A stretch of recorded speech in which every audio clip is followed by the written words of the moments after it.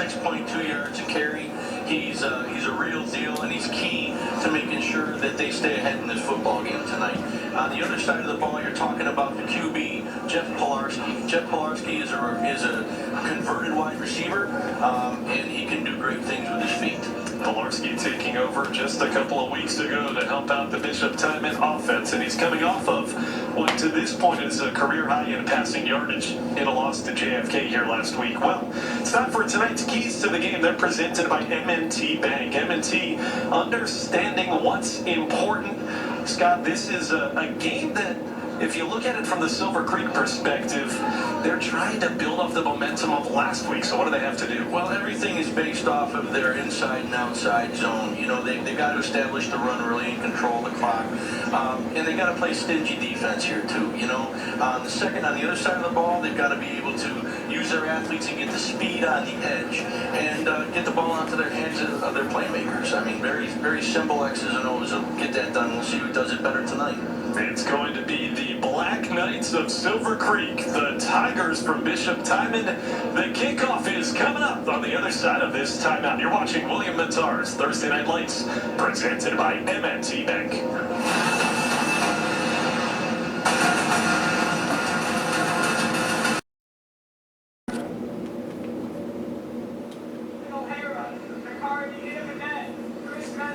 Well, there's the head coach for Bishop Timon in his first season, Matt Weiser, the great UB tight end.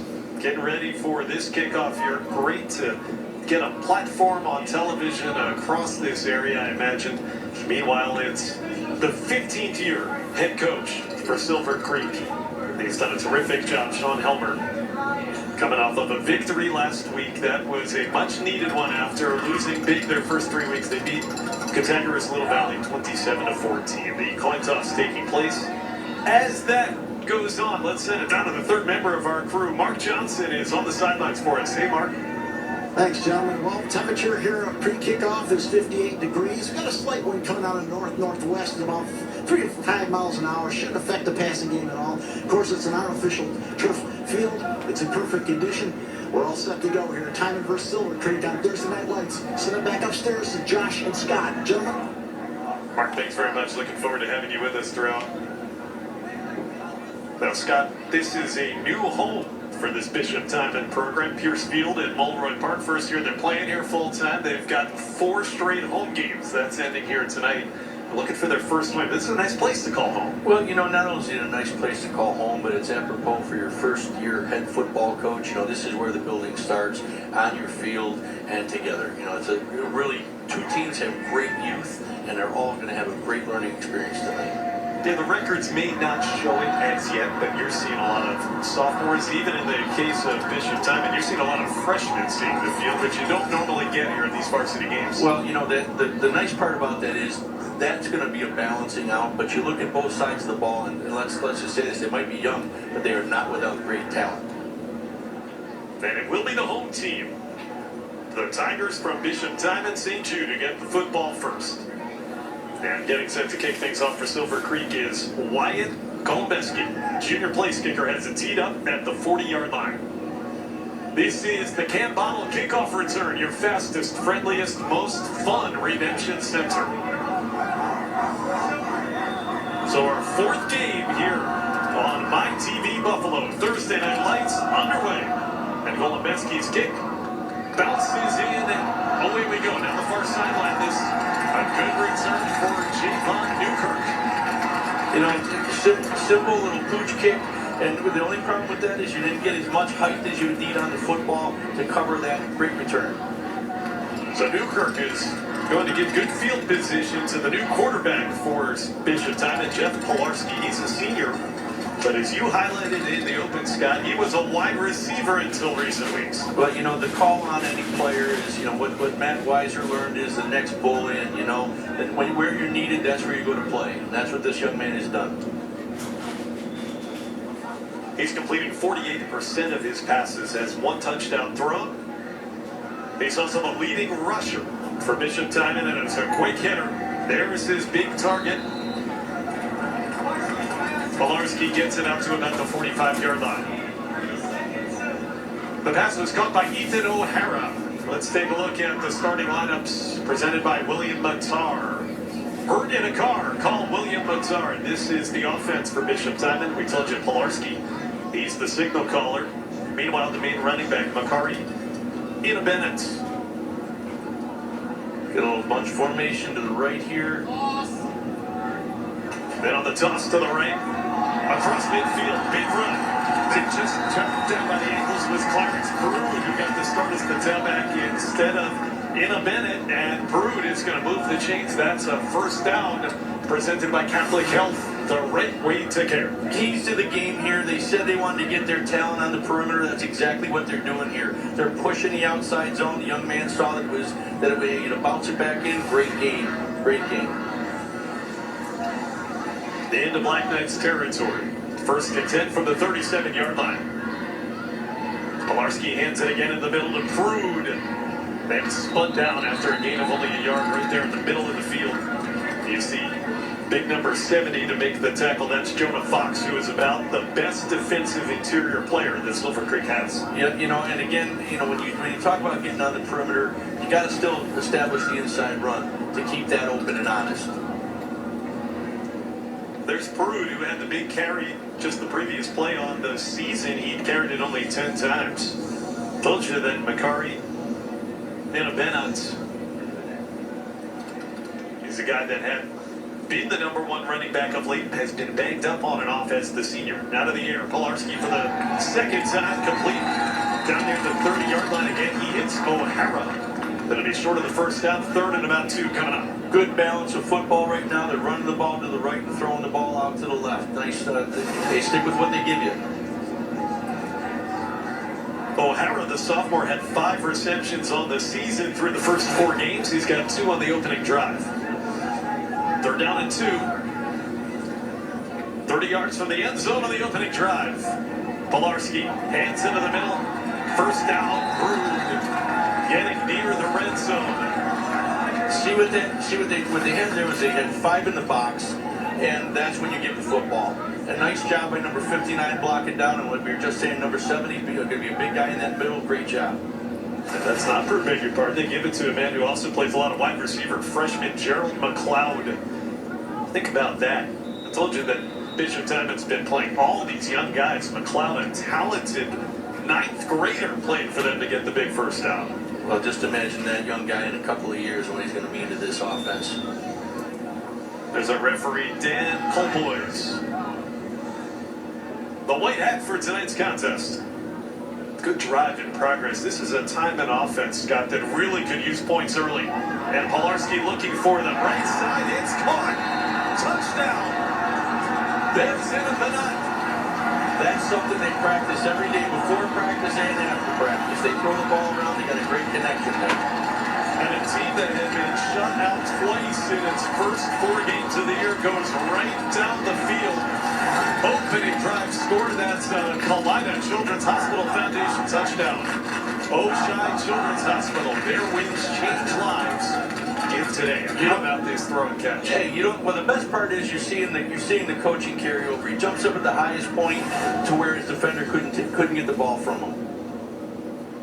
Ina Bennett making the grab. He's listed as a running back, but don't let that fool you. That's his 5th reception of the season. The senior's 2nd touchdown. And now the extra point. Andrew Fino adds point number 7. What a start for the home team. Ina Bennett catches it from 22 yards out, and it's 7-0 early. This is William Matar. Fantastic start for Bishop Timon St. Jude. It took them 6 plays to go 57 yards. And the touchdown pass, 22 yards, comes from the senior quarterback, Jeff Pilarski, to the senior Makari Ina Bennett.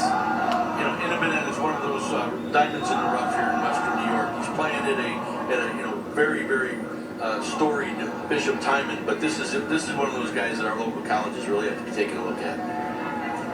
Now the kickoff bouncing short. That ball is on the turf. It's loose, just outside the 20-yard line. And I think Silver Creek bounced back on top of it. Well, that got a little bit dicey, and you see it was recovered. It's Aiden Piccolo, who is their top offensive weapon, that he keeps possession here for the Black Knights.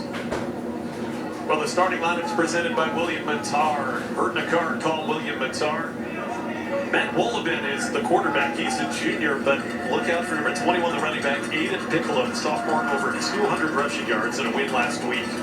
And you see the other skilled players. Meanwhile, on defense, the man in the linebacking spot in a Bennett is terrific. That pass broken up. And there you see immediately the freshman Gerald McLeod jumping in front of a pass to make it 2nd and 10. Really, you're going to see this quarterback move a little bit. He's not going to be your normal pocket quarterback. He's going to roll out. They got screens. Everything that we said is going to be built off the inside-outside zone, and they're trying to establish the pass early. Linebacker Alex Hill was the first man to deflect that, and then finally was one of the defensive backs, McLeod, to knock it free. 2nd down, 10. Simple ISO play up the middle. Great job defending the run.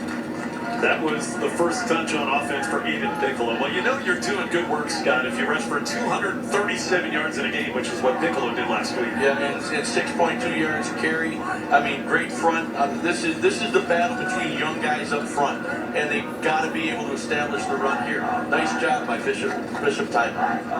So 3rd down and 9. Matt Wolleben, the junior quarterback, completing 48% of his passes coming in. He's only thrown for 145 yards. No touchdowns, 4 interceptions on the year for Wolleben. This is going to be a passing situation, you'd think. 3rd down and 9. To his left now, sets his feet. The pass too tall. It'll be a 3 and out. Again, the linebacker Alex Hill was in coverage. The pass was intended for a man who's become a big target of his, the tight end Ray Cortez. You know, you look at now you're starting to see what they're trying to do: run the inside run and also try to get outside the pressure that has been coming up the middle here. I'd like to see the young man set his feet a little bit more, but it's there. You can see what they're trying to do. He just got to calm down. Hey, even Josh Allen throws the ball over the head every now and then. You know what I mean? It's true. So 3 and out, a couple of incompletions for Wolleben. Piccolo is the punter. Got that kick away, and McLeod is going to let it bounce. Takes a good hop for Silver Creek. Then dead at the 42-yard line. Nice punt there by Aiden Piccolo. He can do it all. You take a look at the specialists and special teams, especially when you get the extra point. I'd love to see what they have as a kicker as we come down here for Silver Creek, but right now they got a great little kicker here at Bishop Timon. So 2nd possession, it'll start 58 yards from the end zone. Remember, on the opening possession, they went 57 yards and found Pater. 1st and 10, and we'll see what Jeff Pilarski and the Tigers offense has for an encore. Working out of the pistol. Pilarski to the side, and he overshoots McLeod. That one just a little bit too far into the nice little adjustment by Silver Creek, bringing the outside heat away from the quarterback and blind side, and they actually got to him. That's the way you take away the pass, is to bring some pressure. When you take a look at what they did on that opening 6-play, 57-yard drive, what was it that gave them such an easy time to get down the field? They were playing a cover 4 shell, so initially they started taking the ball underneath, but then they came up when they got their coverage, and that's what resulted in the big play. An option pitch to Prude to the right. Clarence Prude spinning. He gains 8. That'll make it 3rd down and 2. That's another good run by Prude. Well, you're prepared as a coach when you say this is what I'm going to do, and then you go out and do it. They're really hitting that right side. The running backs are seeing if they have the outside edge, but then they break it inside. Great vision. Great running backs run with great vision. Nice little accelerator there too. And that makes it 3rd down and about 3. Just shy of midfield here. Pilarski wants to set up the screen. He's got it complete, very close to the 1st down. The tackle was made. It may have made it 4th down. We'll see where the spot is after that hard tackle. Up on the line was Caleb Feigl. And watch this hit by Feigl. It's just great coverage. Sometimes you play off to let them take that 5 yards underneath and come up and make a big play.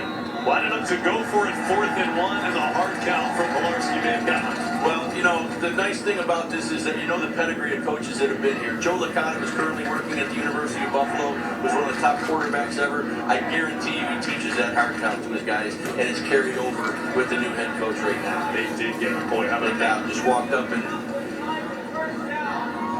That ball, encroachment defense, first down. Then Cole Boyes gives the call, so a free first down point. And then if you're the Silver Creek sideline, especially Sean Helmer, that has to drive you nuts. Especially after as many years as you've been doing this, but the youth, again, is something that you got to take into account here, but they're going to get better during the game. Nice quick hit. Pilarski's going to gain 9 on that first down pass. They are really spreading it around. There's the senior wide receiver, Chris Meadows, with his first touch. He led the team with 11 catches coming into the game. Well, the best part about this is when you have to convert a wide receiver, over into a quarterback, you got to give him the throws that he can make.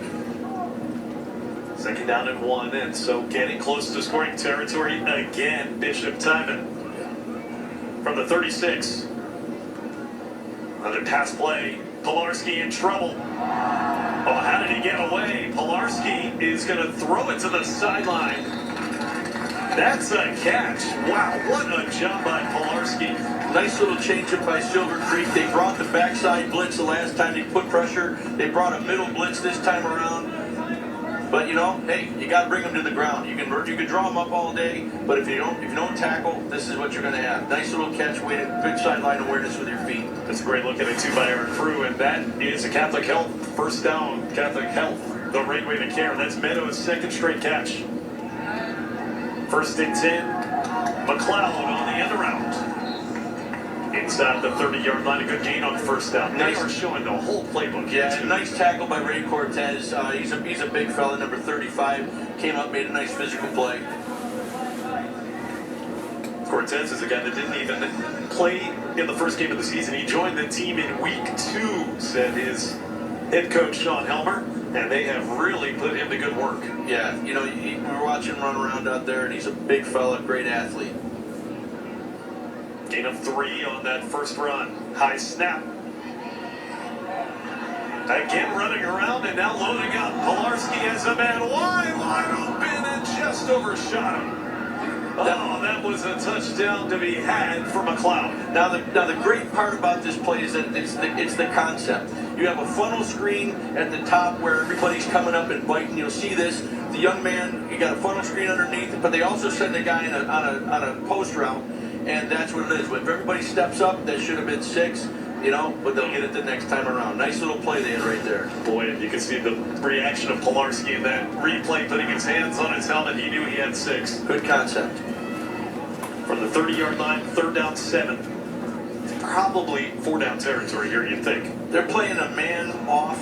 Well, wow. Pilarski trying to make something out of nothing after the high snap. Kept the play alive. Pilarski off the hands. You can't say that the quarterback's not trying to make something happen. That's 2 plays in a row that he's gotten away from the pressure. And, you know, he's a tough kid, man. Very tough young man. Macari into the net had the touchdown on the first drive, and he almost had one here. That's 4th and 7. But watch Pilarski making something out of nothing. Yeah, you know, you can tell he's a very good athlete.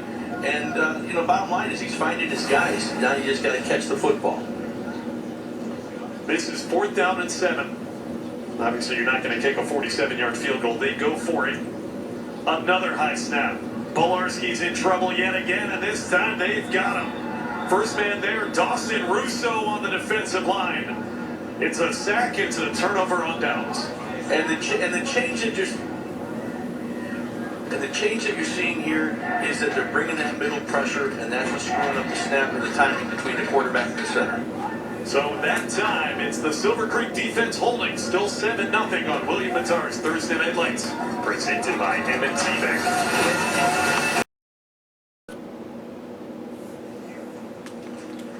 Back in South Buffalo at Mulroy Park, 7-0 the home team. Bishop Timon in front. But after the turnover on downs, Silver Creek gets it back. Ball's at their 38-yard line, and Wolaben's going to hand it off. Ball's out. Piccolo was stripped. It's picked up by the Tigers. Ball recovered by Ethan O'Hara. Piccolo put it on the ground. You know, everything we're seeing right now is not about the play calling. It's about the little mistakes. Got to take care of the football. Good job coming in there to make a tackle and getting it out of there. Nice job. Tyler Jamison is the man who knocked it out. He is a senior, and what a big play that was. And then you see O'Hara with the recovery, but Jamison really with a good strip. Well, you know, what another thing you got to teach to a young team is to be around the football, to pursue. And if he didn't make his, you know, he came from depth there, came up, and that was in the right place at the right time. Good hustle. So they turn it over, and now it's one play later. There's Pilarski and the Tigers offense right back on the field. On sudden change, you've got to go deep. That's exactly what they do, and in the double coverage spot, Timon has his second touchdown here in the opening quarter. How did that get through? Well, you know, again, like we talked about, sudden change creates hesitation in the defense. They can walk out there, go through the motions, but they're not always ready for the big play. It is a 31-yard touchdown. It's a Kalida Children's Hospital Foundation TD.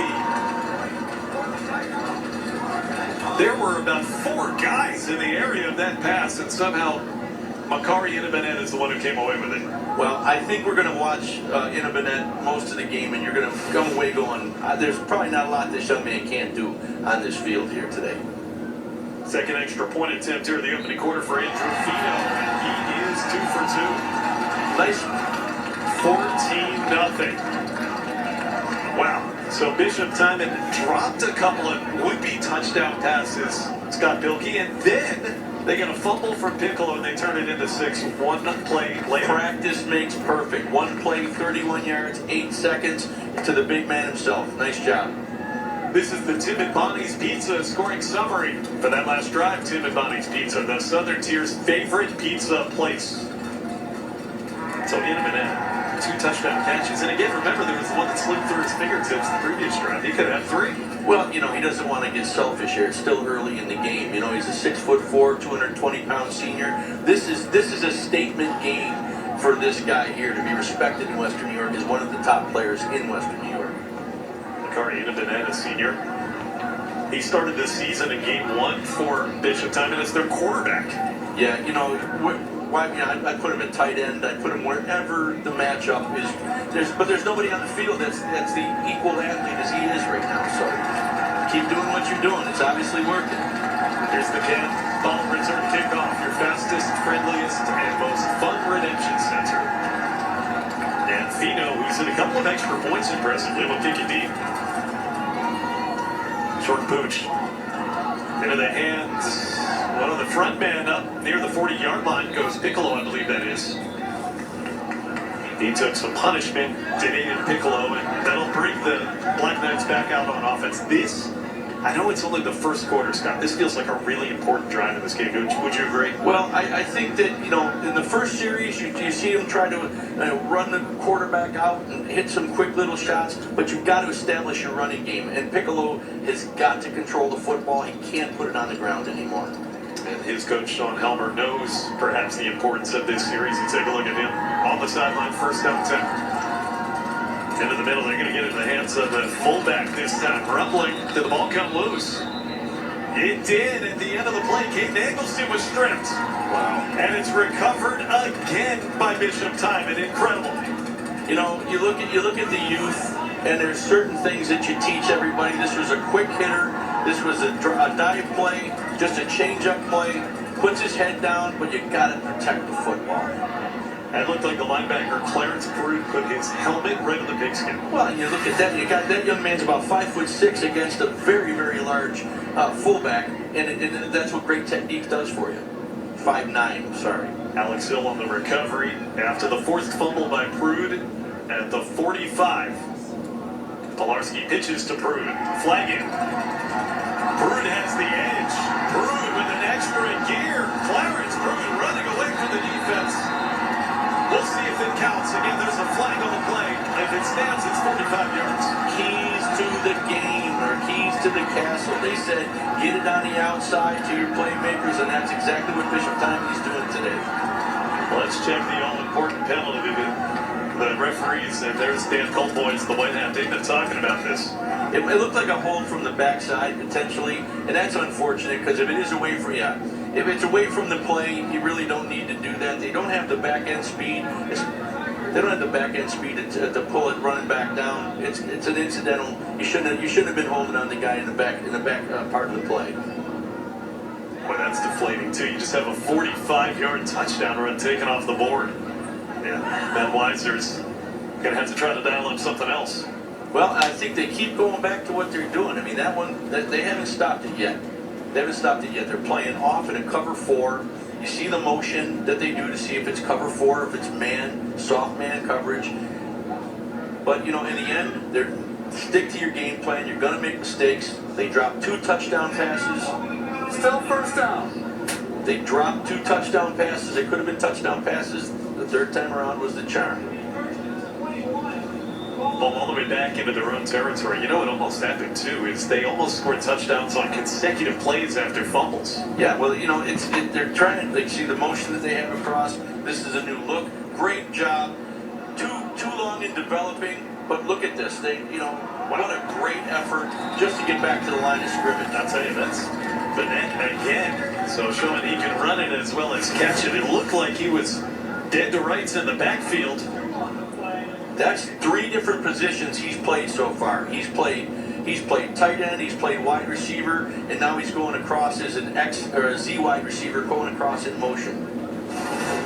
First man that had a shot at him was Piccolo, who, in addition to being the running back for Silver Creek, is also the best linebacker. And Piccolo just couldn't wrap him up.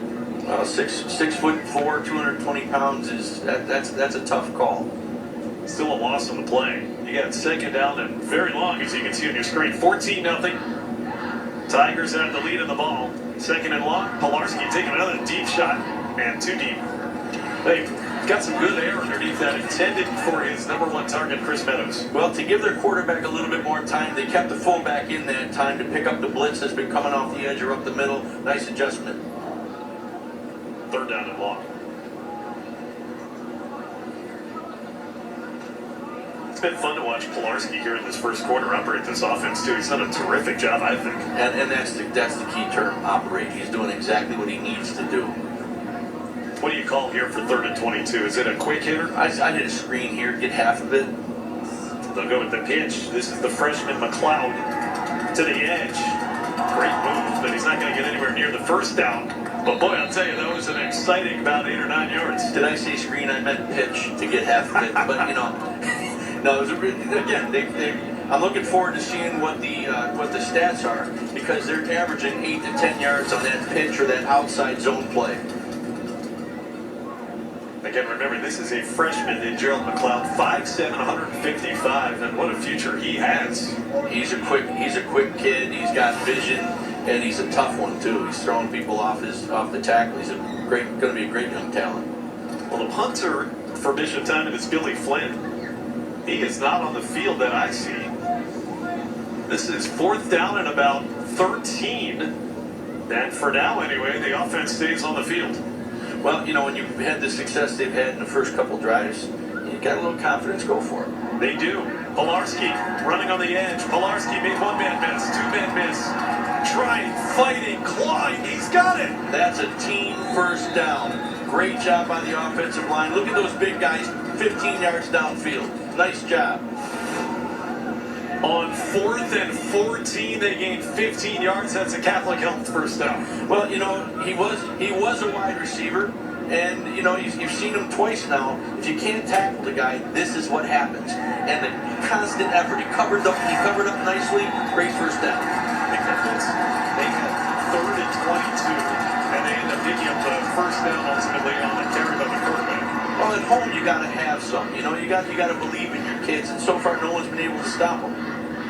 To the 34 of Silver Creek, and a pitch. Prude to the left. Hit hard, dragged down. Alex Golfo from the secondary came up to make the tackle after a gain of about 3.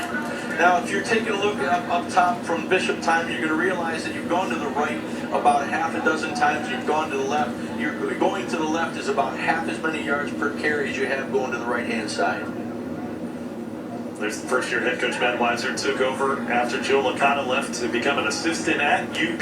Licata and Weiser played together for the Bulls. What a combination that they had here. Bishop Timon, as Matt Weiser learned the ropes of coaching this team from Joe Licata. And this is definitely a Joe Licata offense and Matt Weiser offense. They're taking what they give you, get the ball out quick for the quarterback. Now you come back, big play to the right-hand side. And I think you're going to see him go to the end zone here on this one. That was the third reception of the opening quarter for Ethan O'Hara. He's also recovered a fumble. That may be the final play of the quarter. And it will be. So it'll be third down with Bishop Timon driving yet again. A 14-0 lead at home for this Monsignor Martin Division B team. This is a great start here at Mulroy Park for the Tigers. 14-0 after one on William Matar's Thursday Night Lights. 6 and Monsignor Martin. Tonight's Smile of the Game is brought to you by I Smile Spas and Dr. Todd Shatkin, DDS. Call 43-SMILE today for your winning smile. We got a bunch of nice smiles in this crowd because, hey, there's a lot to smile about when you're up 14-0. Especially at home. You know, one of the best parts about this field is it doesn't have a ton of bleachers, but you got the families here that bring their own chairs, a real family atmosphere. Great Monsignor Martin action here. 3rd and 4. In scoring territory and a big tackle there on Brood. He was dragged down short of the first down. That was terrific work by John Steinwachs. The linebacker, a sophomore, made the tackle to force 4th down. Little misdirection here, maybe taking a little bit longer than they need to because you're putting pressure on a young offensive line to sustain blocks. Well, they went for it on 4th and 14. I imagine they're going for it on 4th and 4. I would think that is an excellent observation. I don't have many of them. From the 29-yard line, 4 yards needed. Pilarski faked the give, kept it himself, and he has got it again. Boy, that kid is tough. He's done it twice on the drive. Second effort is what you're going to, he throws a couple balls that are overhead, and then he finds his target. Same as his last 2 big runs. It's second effort that got him the first down. And now the Tigers are inside the Interstate Battery red zone. Interstate Battery's outrageously dependable. That's a great job by this young man. He tucks the ball away. Look what he does. He's not just covering the ball. He's covering up with both hands when he takes the shot. Just watching Pilarski play quarterback today, you never know he had been converted from wide receiver just a few weeks ago. Well, it's because he's an athlete, and that's what this offense does. He's not making the big throws.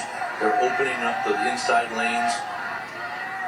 Pilarski design play to the left, and it was not there, and down he goes. That'll be the second sack.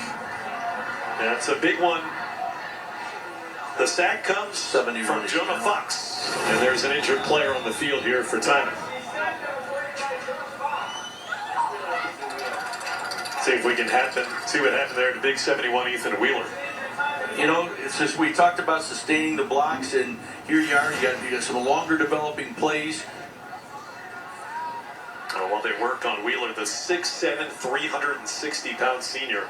We're going to take a break. We'll come back. This is William Matar's Thursday Night Lights, presented by M&T Bank.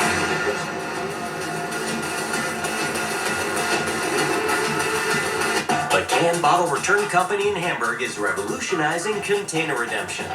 Our state-of-the-art, high-speed, accurate sorting machines give you a fast, clean, and easy way to return your New York State redeemable beverage containers. Whether you have a bag or truckload, our helpful and friendly staff makes container returns an experience that's fast, fun, and friendly.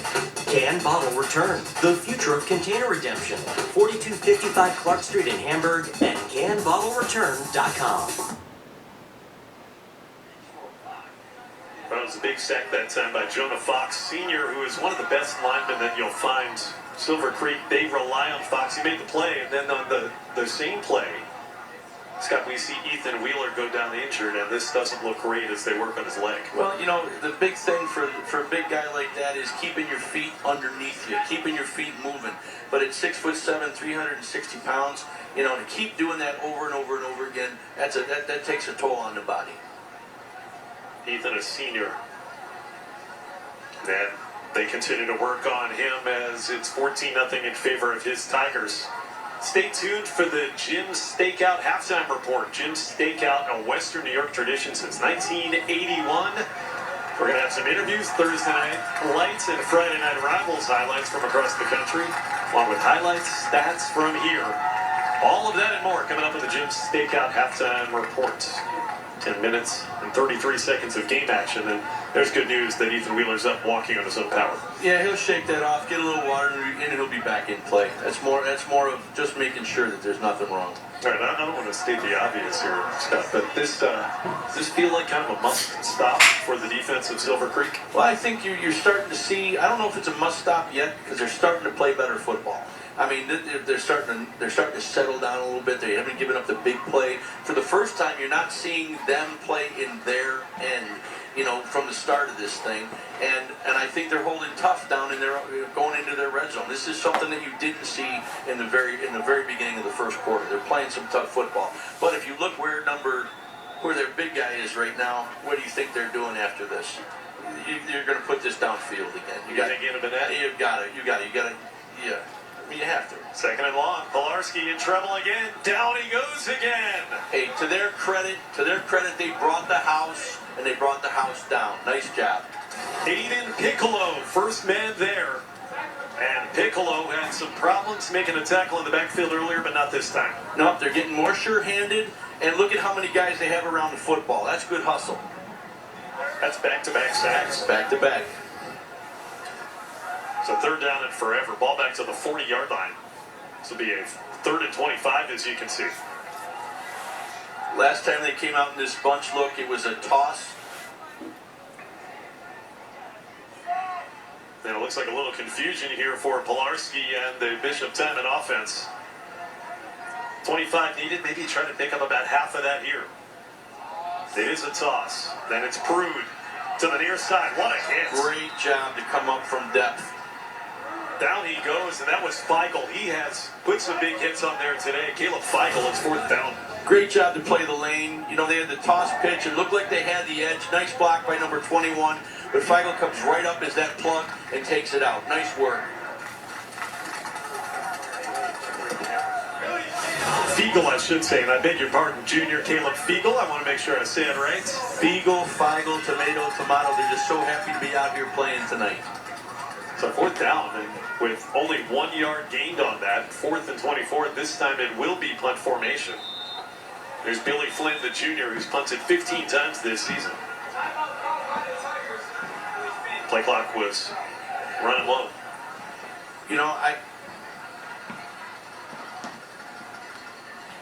So the punt coming up when we come back. Second quarter action, Bishop Timon up 14-0, but Silver Creek has gotten a defensive stop here on William Matar's Thursday Night Lights, presented by M&T Bank.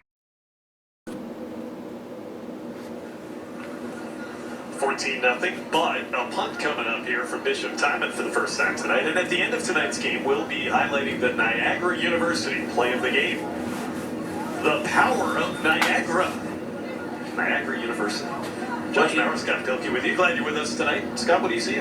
Well, a nice adjustment, but Silver Creek's got to be careful. They got their linebackers up to take away the inside run, but they are really, really close to that defensive line. That's going to, any drag, any crossing route over the middle, that's what you're going to see right here if they've made the adjustments and seen it up top. Junior Billy Finn into punt, first time tonight, standing right at midfield. Piccolo is standing at about the 10-yard line waiting. Right-footed move towards the end zone and kept out. How about that down at the 1-yard line? What a punt by Finn. You could have said based on what the success they've had down here with the long throw that they could have gone for that. But right now, get the ball back in 3 and out. Nice job putting them deep. Warren Beaumont stops it at the 1. Great hustle down there. This is something. Look at the size of this young man that comes all the way down. You got a lot of good guys that are coming down. This is well coached. They're not taking a play off. Good job. At the shadow of the goal line, we see Matt Wolleben and the Silver Creek offense. The last 2 times they've run a play, we go back to the first quarter, they fumbled. Two plays in a row. You know, and they're trying to establish the run, and here you go. This is why they give him, now see, oh, even there, even though he's got both arms on it, Bishop Timon is coming up and laying some leather on that football. They're doing a nice job. They're going to knock it out again, but great run. Piccolo is able to get it out past the 10-yard line. Very close to a first down on this. This is what Piccolo's got to do more of. See how he's got the ball? You cut it up, even right there. That's going to come out. He's got to tuck that ball away before he even crosses the line of scrimmage. Good run, though. Yeah, it was. And Piccolo had the first fumble. Then it was the fullback, Caden Eggleston, who had the second one. 2nd and 2, just shy of the 10. Piccolo to the right. And a much-needed first down here for the Black Knights offense. That's a first down presented by Express Windows. Express Windows, home of the $269 window and an injured player. You know, you start to see what a great job by Piccolo reading his offensive line in front of him and just finding the hole. If they can continue this drive, you come back at halftime and you're only down 7. I mean, this game is not out of reach. While they work on the injured lineman from Silver Creek Forest Mill Central, we remind you that prior to the conclusion of tonight's game, we will be selecting the attorney William Matar player of the game.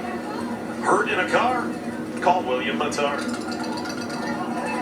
Got a lot of candidates from the Bishop Timon side so far, and Silver Creek's thinking, all right, we got to get some guys into the action for player of the game. Well, you know, you got Piccolo that's starting to establish himself, and Ray Cortez on defense is somebody that you're not seeing him as a static guy anymore. They're flipping him as they see that they are run heavy to wherever the fullback is set up, or they're run heavy to the field.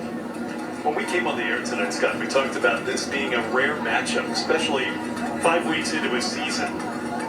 This is a not great-looking injury here for the offensive lineman there for Silver Creek. But you don't see a lot of Section 6 teams taking on Monsignor Martin out of the Catholic League, especially at this time of the year. But you know what, I think for each of these schools tonight, this is a pretty good matchup for where they are in their program. Would you agree with that? I would agree with that because, you know, Monsignor Martin has tremendous football, but so does Section 6. You know, when you compare the power teams of Section 6 to Monsignor Martin, though they don't meet each other often, it's a great indicator when you see two teams equally sized with, you know, you got 2 or 3 great players on either side of the ball, and it's going to come down to coaching and who can take care of the football. And that's really where it is all the time, right? I mean, if you put the ball on the ground, you're going to miss opportunities. The bottom line is they put the ball on the ground twice, but they're only down 14-0. If they can put a drive together, this is going to be a very, very tight game going into the second half. Let's go back to the play. This was the first down run that Aiden Piccolo just had, and let's see if we can pick up what happened here on the injury. See, great push. He follows this guy in. You know, the one thing you can't do is stop your feet when you're at the second level like that. That's a tough hit. I hope he's going to be able to walk that off, but they got to make sure he's okay. They're checking the stability of the knee right now, which is, you know, this is just a general walkthrough. Once they realize he's okay, you know, hopefully their man gets up without too much help and is able to walk off. It's been a tough year for injuries for Silver Creek. In the first game of the season, they lost arguably their best player, senior running back Hunter Larson. He tore his ACL. He's not going to come back this season. And now they're looking at another big offensive injury here, potentially. I couldn't quite tell. It may have been the fullback Eggleston. Yeah, you know, I believe it was number 44 that went down. And, you know, it was a simple ISO block. And Eggleston was in there doing what he was supposed to do. And that's the thing. When you get people don't understand when you're looking at running backs, quarterbacks, wide receivers, but the guys that make this stuff happen are the ones that are in the trenches. You know, and you see 44, he gets the football and he fumbles the ball, but he came back and blocked for a very, very important first down here. So you can't take away from the sacrifice that a kid like that makes it for his running back.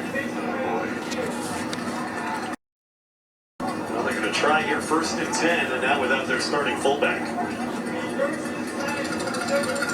Matt Wolleman drew a couple of passes the very opening drive, and he was 0 for 2. They have not asked him to throw the ball since. They're gonna have to ask him now, because now that you don't have a fullback, you're going 2 by 2 here, and you got to get your back out of the backfield as well. Piccolo gets it on the draw instead. Fought hard to get the 2 yards that he gained. In the middle of the tackle that time, Jamison, who has had a good game, he forced a fumble earlier. That's one of the two Jamison brothers. That's Tyler Jamison. He's got a brother, Elijah, who's younger, also on the team. They're trying to spread them out, but what you're seeing here is you got man coverage. Actually, it's a single man coverage, and they're coming up and they're playing tight. They're challenging you to throw the football. And they will try it. Now Wolleben tucks and runs. Room up the middle. Matt Wolleben. Hard run and took some punishment as he got across the 35-yard line. And that right there is the key. When you have linebackers so close to the line of scrimmage, they're bringing the heat and they're going man coverage. Then it's got to be one guy spying. Number 21 was spying the quarterback. Great job by the QB. Nice job.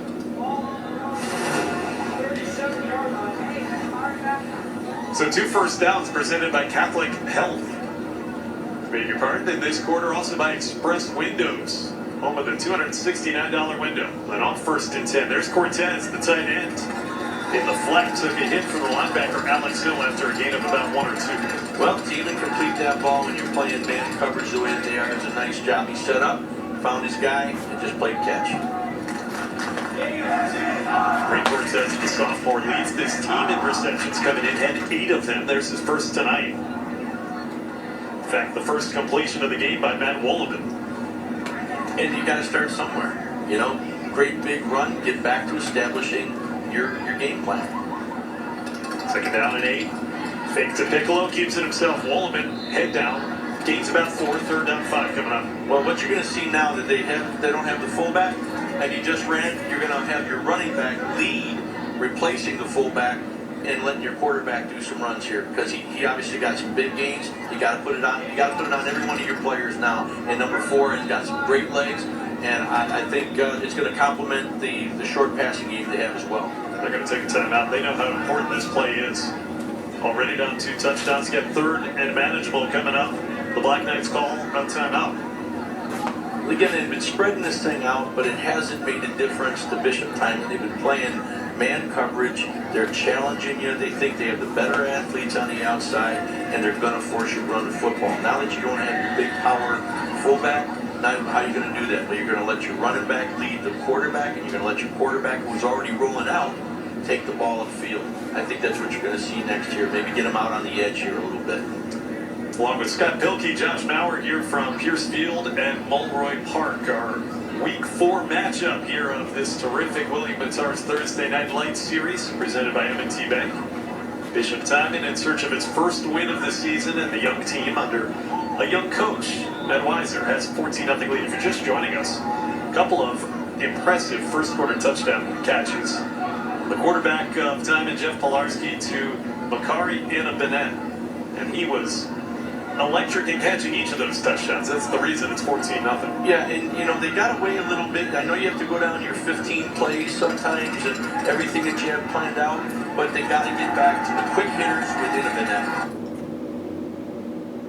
And there to break it free. Caleb Fiegel had it in his hands. Oh boy, so close to a 3rd down conversion. Well, this is what drives your coaches crazy on the sideline. This is a big play. This play could have gone the house, but you got to take care of the football first. Great look off by the quarterback. He had him. There might have been a little contact there, but you still got to catch that football. Caleb Fiegel, the junior who had 5 receptions coming into this game, was so close. And also, just looking at that replay, Scott, give credit to Prude for getting his hand in there. Yeah, and now you're giving the ball back. You got another 5 minutes here, and they're gonna milk the clock. Boy, low snap. Piccolo is the punter. Good job to field that and get off a kick that takes a friendly bounce. And down inside the 30-yard line. So that'll give it back to the Tigers of Bishop Timon. They've got a 14-0 lead.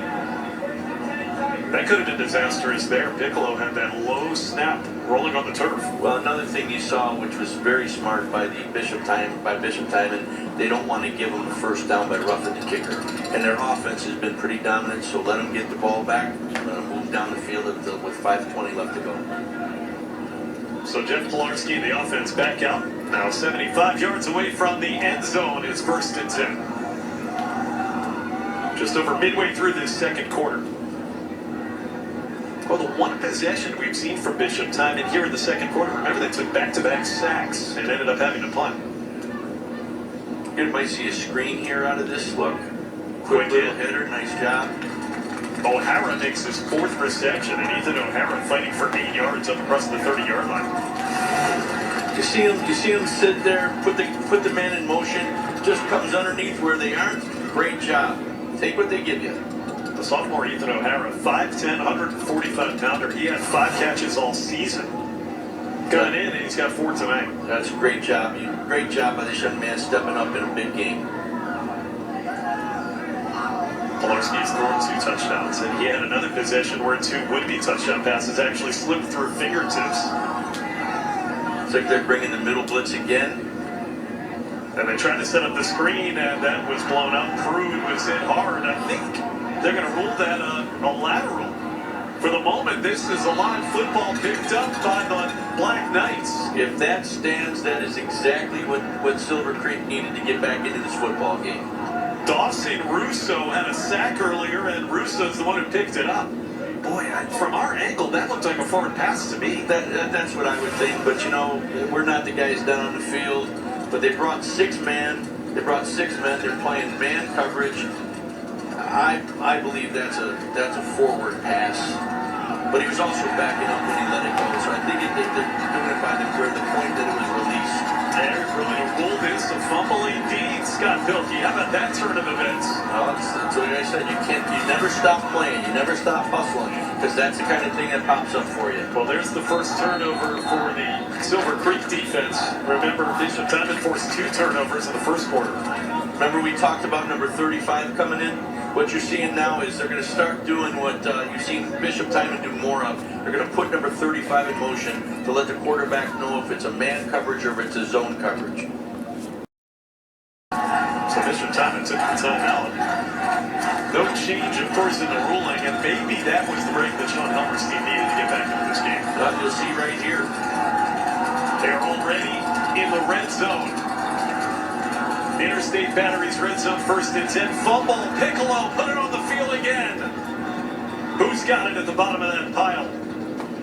Boy, it looked like there was a little problem with the exchange there between Wolleman and Piccolo, and unbelievable. It's a fumble recovered by Bishop Timon.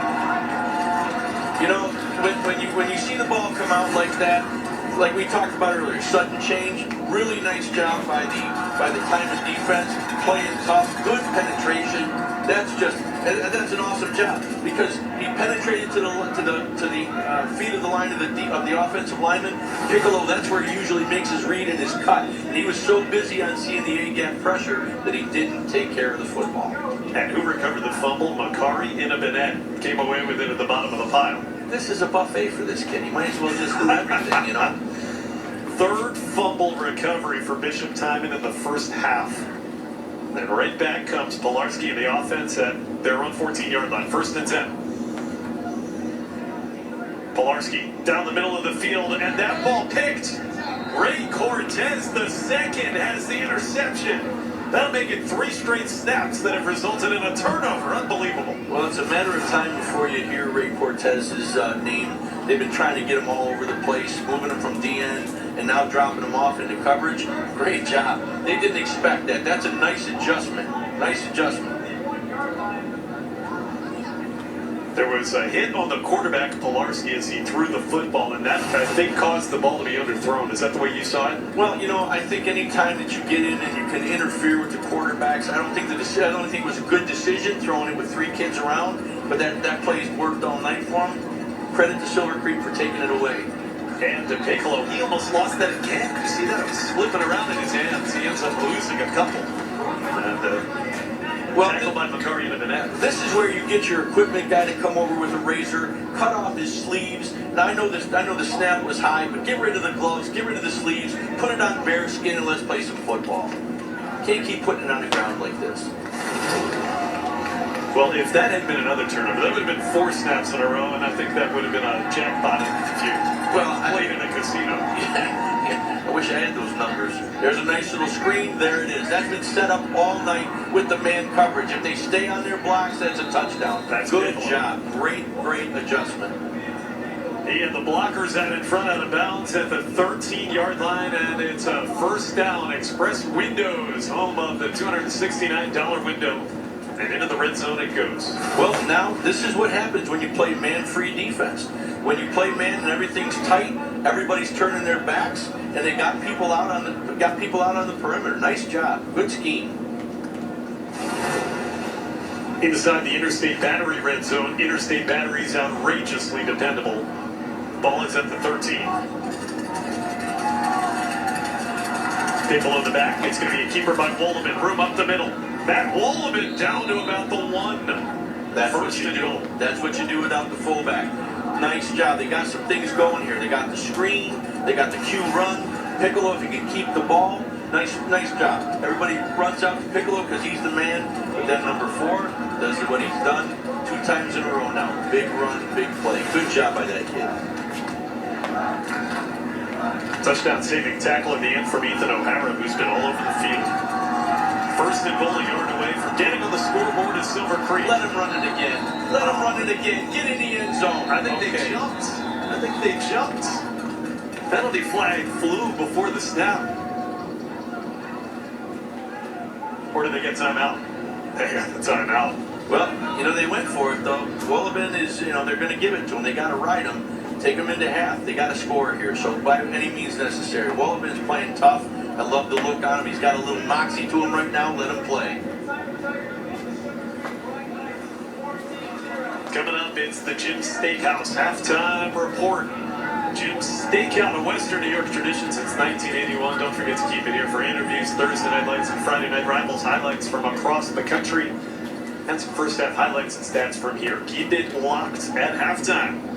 We will have coverage here after we get to the intermission. Now, you just said it. They got to score. After this, they get the interception from Cortez. A couple of big plays now at the 1-yard line. Well, the thing that they've really done a nice job, Silver Creek coaches have seen that right now you're looking at the option play. You have the option play, the Q run, and they've set up screens. Because when everybody else is manned up, you've got one guy that's spying the quarterback, and you've got a free safety that is coming up to make any plays on a screen play. Right now, if they're playing man down here, get to the perimeter, run your guys off to the back of the end zone, and let the quarterback take it on the outside run. Let's see if Wolleman does keep it. Aiden Piccolo, his terrific running back, standing to his left. First and goal. Bobble snap. Wolleman is hit hard, and the first man there was the linebacker Hill. Driven backwards, it'll be second and goal. Well, I love the call, but you got to be able to block up front to have it work. That's good job by Bishop Timon. They saw it 3 times in a row. Great. I mean, the kid plays leverage. Nice job. Alex Hill has been solid all day, and that's just a really tremendous job by that young man. Boy, is that a heck of a heady football play there by the senior linebacker. You're right, he's been all over the field. Yeah, he's a pretty solid guy. That's what you want out of your seniors, Second down and goal. Now maybe it's a Piccolo's turn. We'll see. I think if you've got man coverage, you might see a roll to your left here. It is. Now Wolleman trying to get out of trouble. Down he goes. Nico Worthy. And it's going to be third and goal. So now it's going backwards for Silver Creek. Well, that might just give them a little room maybe to you don't want to throw a screen down here, but the bottom line is you got to get the ball. You've tried to go to this young man 5 times in a row. They're bringing the middle blitz, and they're taking away your inside run. Timeout for an injury. Makari Inabenet is shaken up for the Bishop Timon defense. There's Nico Worthy. Just came up with his 6th tackle for loss this season, the sophomore, and that is a big number. And, when you're looking at this, the things, when you take a look at your trainers coming out, they're checking the integrity of the ankle, checking the integrity of the knee, especially on a kid that is really your entire offense in the first half or in the first quarter. Everybody's made their adjustments now. Now this is going to come down to toughness in the second half. This is a very good football game. I mean, aside from the mistakes that we're seeing, these guys are playing tough. I'll tell you what, though, even the mistakes that we're seeing, and then we just had that sequence where 3 consecutive plays were turnovers, it just adds to the intrigue of what's been going on here tonight. It's one of those unique games we were talking about on a unique field with a unique fan base, but again, we're seeing one of the best players on the field, one of the top guys in Western New York that I've seen this year getting helped off the field. That's tough to see. Timon has the 2 touchdowns today, each of them receiving. He's caught 3 touchdowns this season, even though he's essentially a running back. Well, right now you're talking about this is an even football game with the fullback off the field, number 44, and now in a Bennett. This is, these are the two power guys for both of these programs, and we're still early in the football season. And remember too, with short rosters for each of these teams, there's not a ton of depth. So when injuries start to pile up, that really impacts the club. Absolutely. 3rd down and goal. Meanwhile, this is a huge play as we get to the 2-minute mark before halftime. Toss pitch to the right. You also have Cortez wide left. They're going to look left. Cortez overthrown, fly in. Yep. Alex Hill, and now 2 flags coming on Hill as he tried to stop Big Ray Cortez II. We saw that play. They did that down here during their warm-up. They threw him a couple of outs, a couple of screens. I think that now you're going to have to see this young man take over the football game. Pass interference is the signal. And 3 weeks ago he wasn't playing. That's the beauty of football, right? It's the beauty of football. Well, they're glad they have him. Well, yeah. Pass interference on the defense, half the distance. It's still 3rd down. Not an automatic 1st down in high school football rules, so you get half the distance. Can bring the ball about the 2.5-yard line for 3rd and goal. Well, as tough as you're seeing Bishop Timon playing in the middle, this wasn't a bad idea. They're playing man coverage, and that's a matchup you want right there. Is that a good play by Hill just to drag him down? You don't give up the touchdown by doing that. Well, I think at this point you're just trying to keep him out of the end zone. That great push. Yes, he's in. I love it. Touchdown, Matt Wolleman. That was a hard-nosed run, and Silver Creek is right back in this thing. Keep hacking away. Keep hacking away. The greatness about this call is Bennett is out, and you have to run where he was. That's a really nice design play, knowing that your opponent had lost their best player. Hopefully not the whole game, but at least for that series. That's another Kalina Children's Hospital Foundation touchdown. Oshai Children's Hospital. Their wins change lives. Give today. Wyatt Kolomeski is a junior place kicker, and he is right down the middle. Good kick. Hey, one of the things that I thought before the game is going to come down to an extra point or a field goal, and now you're down to one score. This is you got to use them inside the 10 to 15-yard line. Like, they got to let those kids kick. Great job. Way to come back. Nice recovery by Silver Creek. Well, Ray Cortez, the tight end, was a big part of that drive. Not only did he get that big pass interference call in the end zone to keep the drive alive, but he set the thing up with the interception. Yeah. You have 7 plays, and you look at the clock, 2:22, they needed that. They kept hacking away at it. Nice job. Scoring summary brought to you by Tim and Bobby's Pizza, the Southern Tier's favorite pizza place. 29 yards. If you go back to how that drive started, though, it had been a deflating fumble again by Piccolo, but Cortez gets the interception, and they turn it into points. Well, you got to really respect the play of the quarterback, because he didn't give up. He took some big hits, but he's also gotten critical 1st downs, and he is the reason why they're back in the football game. Now you look at Cortez, who's a big man. Who's he getting coverage from? Their best defensive player on the other side. This man coverage stuff is going to come back, and you got to keep hitting the screens, keep hitting the Q runs, and exactly what they did. You're going to draw some penalties to get you some better field position. Let's see if there's enough time for Bishop Timon to mount a little 2-minute drill here. They have 1 timeout, and Wyatt Kolomeski kicking things off with a squibber. Played at the 17-yard line. This is a speedster in Javon Newkirk. He's already had 1 good return, and he's out to the 39. Newkirk goes down awkwardly. And so they've got 2 timeouts. Man, I think they have 2 timeouts. He called the first one to look over whether that was a backward pass or not. Ball marked at the 40-yard line, so you got to go 60 yards, 2 timeouts, and just over 80 seconds. You lost your biggest player, your biggest threat downfield, but you got to take a look at what they're giving you. You get the linebackers that are playing up tight to the D-line, and you've got your safeties under 10 yards. They're going to be bringing heat here and going man coverage. This could amount to nice play. Oh, quick hit dropped by Meadows. Meadows normally so sure-handed. It'll be 2nd and 10. Of course, Meadows, a couple of catches back in the first quarter. He has 13 on the year. You know, you're seeing the safeties play under 10 yards. In a game like this where you got a minute 17, I don't think they're going to be poised to be running the football as much. You got to play back a little bit, give 11 yards so nothing gets behind you. And within a Bennett out injured, Clarence Prude, his backup, is the running back, but he's had some big runs in this half anyway. Another pass across the middle. The freshman McLeod, about 3 yards shy of the first down. The clock will keep running here. It'll be 3rd and short. I got to give Silver Creek credit. They're bringing heat and they're playing cover 0. When they motioned out, the safety comes down, and this could be a big play right now. But they know that the quarterback here is only taking the 5 to 10 yard throws. Caleb Fiegel with another good tackle. So 3rd down, 3rd and 2. Almost intercepted, and then it's caught. How about that? Laurent Beaumont. Beaumont free and in. It's a touchdown. Unbelievable. Almost an interception, and it turns into about a 50-yard score.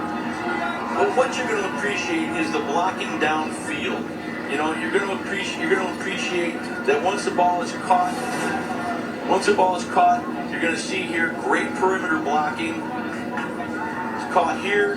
You're going to see now that is a heady play by the man that didn't get the football. He comes up, he makes a block, and he lets his guy into the end zone. Good work. I think it was Caleb Fiegel who had his hands on the interception. Boy, what a game-changing play. 52 yards on the catch and run for Laurent Beaumont, the sophomore. Just his 3rd catch all year. Nice to step up after one of your big guys goes down. And that kick no good. Wide right miss by Andrew Fino, so it's 20-7. We were just talking about how this game could come down to an extra point or a field goal. You can't miss that one. Watch how close 23 is here to the pick. Fiegel has it go right through the hands. And that's a pick 6. If he has it, there's nobody else there. He's gone. Number 21, nice block there on the perimeter. It's a selfless play, and that's what we teach. You know, Ethan O'Hara, you can't take away from that young man's effort. As soon as he saw his man catch the ball, he was on great block, just long enough to give his guy the free sideline all the way to the end zone. Here you see that sophomore Beaumont with his first touchdown. I don't think that was the way he ever dreamed he would score his first touchdown. What a crazy play. I never had one, but I dreamt a lot of I dreamt about them. I always did the blocking for the guys that got them, but yeah, that's as beautiful of a touchdown as you can have as your first one. Well, think about Jeff Pilarski. He's thrown 3 touchdown passes here in this first half now. The senior quarterback who was a wide receiver a few weeks ago. Yeah, and that's a great appreciation he has. He understands how to get the ball to his guys because he's a wide receiver too. But he's really playing very well tonight, delivering the football, hasn't made too many bad decisions, he's reading the field, and I'm really, right now, this kid is the player of the game. Here comes the Camp Bottle return kickoff. Taking it by Piccolo at the 19, Aiden Piccolo brought down shy of the 30.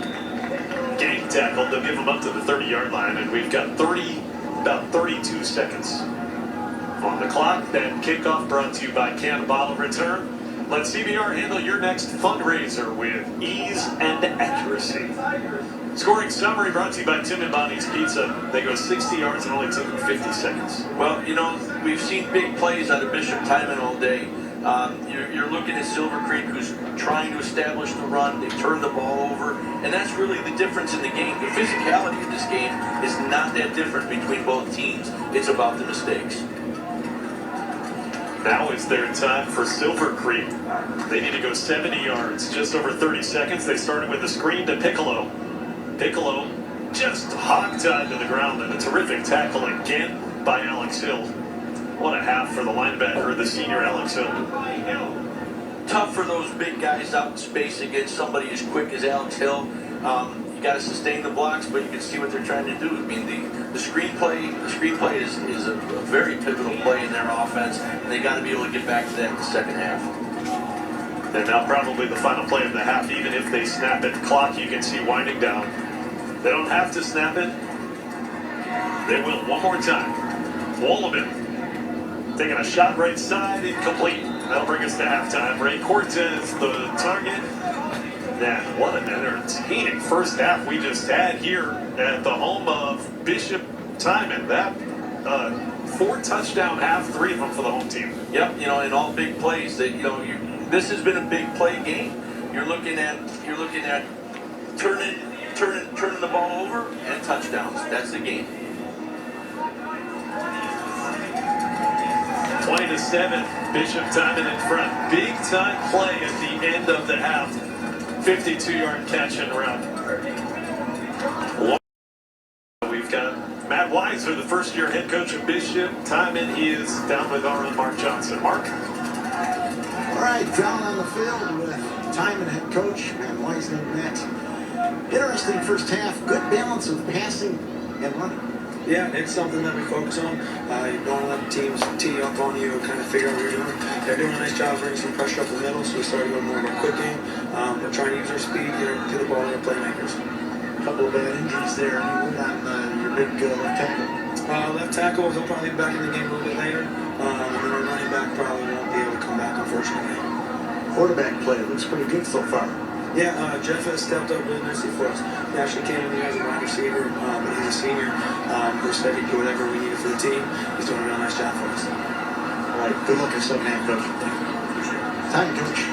Matt Weiser will send back upstairs to Josh and Scott. Gentlemen. Okay, Mark, thank you very much. We thank Coach as well. 20-7 is the lead for Bishop Timon. Coming up next, after the break, Jim Stakeout halftime report that begins after this. You're watching William Mazzar's Thursday Night Lights, presented by M&T Bank. Tradition since 1981. It's 20-7 in favor of the homestanding Bishop Timon Tigers. They lead Silver Creek Forestville Central here at the intermission. Glad you could be with us here on William Mazzar's Thursday Night Lights, presented by M&T Bank. Josh Maurer here with you. We got a whole host of folks here in the press box. It's got Bill Hughes here, we've got Waters, we've got everything. And I wanted to talk about, as we begin our halftime show, the contributions of Makari Inabinet. You said it, he looks like the real deal. The senior had caught 2 touchdown passes in the opening quarter before he went out injured, and Coach Weiser just told us he does not expect him to come back. Not coming back, but what you have to fall back on is your great performer this evening, which is your quarterback. 13 of 17, 13 of 19, 68%, and 3 touchdowns in the first half. Just keep going back with that young man. And let everybody know in halftime, hey, it's a terrible injury, but look, afterwards we're able to score and continue to do what we do. Caleb Eggleston, too, goes out injured. He's the fullback for Silver Creek, so they lose a big player. And then later in the first half, Bishop Timon loses a big player as well. It looked like the visiting Black Knights, they got momentum. They turned an interception into a touchdown. It was 14-7. And then in the 2-minute drill, the touchdown that Beaumont caught that was very nearly intercepted, that felt like maybe a game-changing type of play. Well, like we said, there was if it had been intercepted, it was a pick 6. That's the point, is that you gotta make it happen when you have the chance to make it happen. We're going to have more of our Jim Stakeout halftime report when we come back. Lots to come here from South Buffalo, from Pierce Field and Mulroy Park. Back with more on William Mazzar's Thursday Night Lights, presented by M&T. 20-7 in favor of Bishop Timon. Back on Jim's Stakeout halftime report, a Western New York tradition since 1981. It's time to introduce you to a special guest from Bishop Timon, and with him is our own Mark Johnson. Mark? Thank you, Josh. Standing here with Bishop Timon, the missions director, Brendan Graham. And first of all, welcome to Thursday Night Lights. I'm so happy to be here. I mean, you guys are really bringing out the best in our guys today. What a fun and exciting half, and our crowd's really into it, so really enjoying what you guys are bringing to our program here. We're talking earlier, said this was one of the best open houses you guys had for admission. Absolutely. We just finished up open house this week on Tuesday and Wednesday, and that first half, that crazy student section you see, we're all wearing our nice green jackets, and we're great student ambassadors, showing off our curriculum and our classes and clubs and our sports. So it was an amazing time seeing a lot of young 6th or 8th grade kids. Special event coming up here, 75 years. Absolutely. This is our 75th year of Bishop Timon as a high school, and this Saturday we are having our dance. We're having our dance right at the gym at 601 McKinley Parkway. A lot of live music, a lot of local restaurants will be providing food. So come on out and join us. All right, I know you're a big football fan. You're up 20-7. Any predictions for the second half? We're just going to keep this going. I mean, with the crowd the way it is, the way Coach Weiser's calling these plays, I think we're probably going to finish a nice 42-20 game.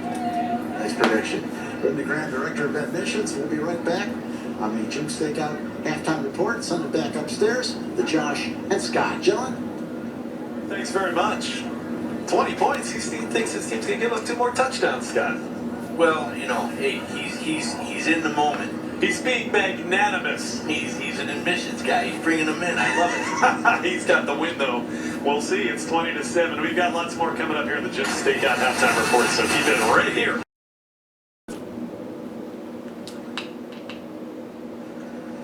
Well, it's 20-7 Bishop Timon at halftime, and here is how they took the lead on the opening drive, Scott Pilkey. You know, they did a great job by that outside run. It opened up the lanes like this to make the big play. They're going to have to go back to that in the first half to get this offense cooking at the level it has the potential to. Again, turnovers. Coach said it best at halftime. He said 4 turnovers in the first half, and we're only down 2 scores. You know, then on the very next play after Piccolo's fumble, second for Makari Inabinet. You know, darn shame that young man isn't going to be able to play in the second half, but you got to love his effort. They gave him the lead in the first half. Ray Cortez gets the interception of Jeff Pilarski, one of his few mistakes, and that led to the touchdown for Matt Wolleman. You know, and that's where you got to live right there. 35 and your quarterback. Great job on the out. Now, that could have been a pick 6, and that is the play that Coach was talking about. They could have taken that down. This would have been a 7-point game, 6-point game. Instead, Lauren Beaumont makes the catch, 52-yard touchdown. In the first half, see the passing yardage dominated by Bishop Timon. Total yards as well for the home team. It's the Bishop Timon St. Jude Tigers 20, Silver Creek Forestville Central Black Knights 7. Then it's the Camp Bottle return kickoff. Piccolo. Solid fighting return. hard. Got up to the 30-yard line, so the kickoff return.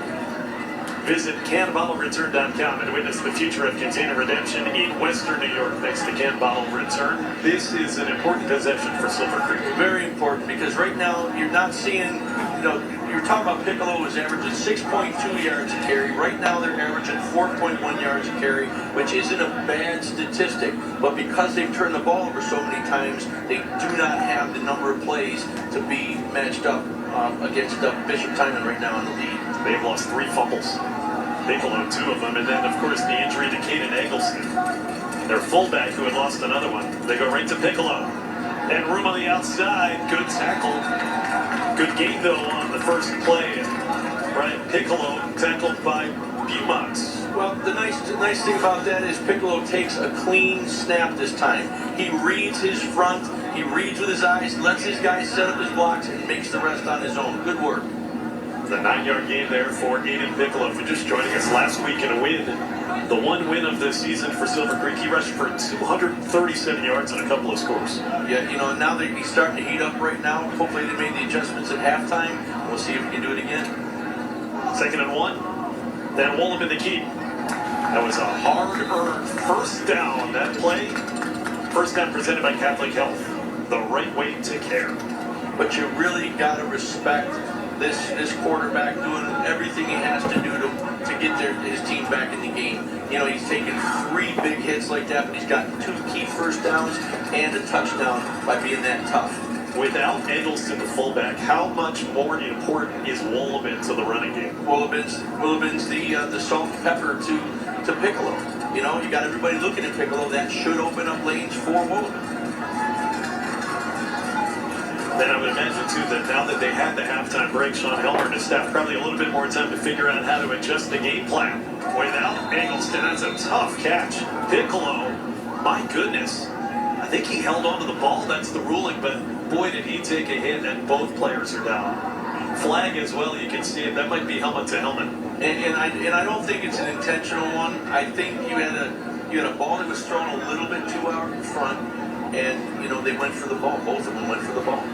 It was Chris Meadows, the corner, who came up, and I wonder if his helmet made contact with Aiden Piccolo, who somehow caught it. Yeah. That is the call. Well, you know, it's one of those things where the quarterback had to put the ball on because he had people in his face, and he led him a little bit further, but I'm glad to see him get up. He's a tough kid. He was holding his head at first. I'm glad he's up and moving off the field. Our referee today is Dan Colboys. Personal foul, illegal helmet contact on the defense. That's going to be a first down. It goes against Chris Matthews, to the chagrin of head coach Matt Weiser. You know, good pressure. I think they're both going for the football there. You know, I understand we got to protect the kids, but I didn't see a helmet to helmet as much as two young guys going for a football. It's almost kind of shoulder to shoulder. That's what I thought. But it moves it into Mission team in territory, and for the first time, Christian Borrello gets the handoff tonight. He's a junior. And with Piccolo on the sideline, Borrello is his backup. He gets the call. Oh, that's nice when we talk about, you know, when one guy goes down, another guy's got to come in and do it. Now, Piccolo's back in the game. It's a good job by that young man. Came in and did exactly what he was supposed to do when he was called to do it. This is the opening possession of quarter number 3. Bishop Timon up by 2 scores thanks to 3 first-half touchdown passes by their quarterback, Jeff Pilarski. As here comes Matt Wollman, the junior quarterback for Silver Creek. He's getting this offense rolling now. He is, and the mixture of Piccolo and his legs getting the first down. This is the way you keep moving the football. Put it on the guys up front. Second down and 4. Piccolo again. Right side and a first down. Move the chains. It looks like he's got enough. The adjustment at halftime was the zone's not working well enough. Let's pull the backside guard to the short side of the field. That's the first power run they've run all night long. And it is good for a Catholic Health first down. So what you're seeing now is you're seeing the linebackers from Bishop Timon up in the boxes. They're bringing pressure. They're going to pull the backside guy, and he's going to knock him out. And that gave a nice cutback lane for Piccolo. That's a great run, great play all around. And you know who we have not seen in this drive yet is Big Ray Cortez as yet. He's part of it. Screen set up and almost intercepted. That was Clarence Prude. The screen was intended for Aiden Piccolo, and Prude had a pick right in his sights. That's a tough call to make when you got such tight coverage on your players. See, if your wide receivers don't sell it or they don't block it, the concept is there like we saw earlier. Everybody jumps the deep post corner should be open. Sophomore Prude, who plays linebacker on defense, running back on offense. He's been all over the field tonight. All over the place. That's all these guys are 60-minute men. That's what you got to appreciate out of them. Second and 10. Piccolo gets the draw. Runs through 1 tackle, but not the next. And he gained 3 hard-earned yards. And that's about 3 of the hardest yards you'll ever earn. Well, you know, you got to respect that young man bouncing back from the first quarter, first half that wasn't, you know, what he's used to. But guess what? He said, give me the ball, I'll make it back, Coach. And that's what he's doing. Nice run. Piccolo coming into the day through the first 4 games of the year had rushed for 438 yards, one of the leading ground gainers in the area. Yeah, he's a tried and true guy, even though he's just a sophomore. Third down 7. This is probably 2 downs to gain 7 yards, I think. Keeping it Wollman. He got about 5. He needed 7, but you're going to have 4th and short coming up. So the adjustment that we saw is the Q read. They're going back to the screens, and they're getting Piccolo running off tackle with the power. Nice adjustments at halftime. Anthony Pitts Jr. on the defensive line is going to make the tackle here on the quarterback, Matt Wollman. Great job by the offensive line up front. And this is 4th down. Of course, they will go for it. Absolutely. 2 yards needed. Wollman in the middle, fighting, scratching, clawing, and he reached the football out. That's going to make it very close. I'm not sure. He's a blue-collar worker. This kid just puts his head down, keeps his legs grinding. First down. That's a 3rd pivotal first down he's gotten with his legs. Nice job. He got it done with that lunge at the end. Watch this second effort here for Matt Wollman. and he protects the football. You know, that's one of the things, you know, it might have been a bad snap, whatever it was, the kid got to what he was supposed to do. He covers the football, you know, he did what he had to do to reach the ball out to get the first down. Yeah, I think he might have needed that extra I lunch. think you're right. Another first down presented by Catholic Health. And now the screen is caught by, dropped by Cortez. Beg your pardon, he had it in his mitts. And then onto the turf she goes. They've gone to that screenplay concept 3 times now. It hasn't worked yet, but they're setting something up to come back across the field. This is the opening drive here of the third quarter. And very methodically, Silver Creek has moved the ball near the red zone. And this is what they need to do, reestablish everything they wanted to do in the first quarter, establish the inside zone, the run, and your screenplay. That's exactly what you're seeing. They're getting back to their game plan. Matt Wallaman, the junior quarterback. Design run for him. Held onto the football. Boy, is he taking some licks. Inside the 20, the ball is now inside the Interstate Battery red zone. Interstate Battery is outrageously dependable. Now we got a nice job by Piccolo, not being unselfish there, puts his body, blocks it, and gets his quarterback the yards that he needs. Almost a strip. Tyler Jamison had one forced fumble in the first half. He almost got another. So third down, it'll be 3rd and 5. Line to gain is the 12th. And here we go. Wallaman with a screen. Piccolo's got it on the edge. Aiden Piccolo down to the 1-yard line. Screen left, screen left, screen left, screen right. And that's exactly what they've been setting up this entire series. Good job getting to that.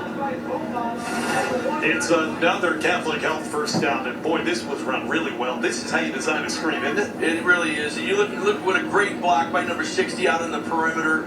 You know, he put his hands up a little too early, but you know, I put a great job by that young man. 1st and goal, a yard away. They put Wallaman in the shotgun. Aiden Piccolo not going to get there. And again, Jamison was there. That Tyler Jamison has been terrific. Yeah, he's been a steady guy all day long. Good penetration. I mean, he has 2 guys on him. Nice job. Just splits the difference. Comes off the block. You know, you gotta respect that. He takes care of his gap, gets off the block, then makes the tackle for a loss. Good work. That is tough sledding in the middle against the interior of the Bishop Timon defense. You know, just a good, steady play on these guys. I mean, this is a good football game. 2nd and goal. Again, up the middle. Piccolo, touchdown! And we've got a 1-score game here in the third quarter. Aiden Piccolo is in. What you gotta love about Piccolo?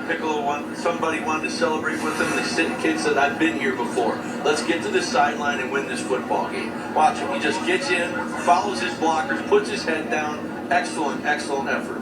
Followed his center, Jonah Fox. Cleared the hole. Well, that's what the center stands for. The C is for clear. Yeah. Good work there. That's a runner's roost touchdown. At runner's roost, we work hard so your feet don't have to. And it's a 6-point game as Wyatt Golombesky hits his 2nd extra point. You know, people don't know how to talk about the kickers before the game. Great game. Great game. 20-14. And for the first time this half, Bishop Timon will get the football when we come back. This is William Matar's Thursday Night Lights, presented by M&T Bank.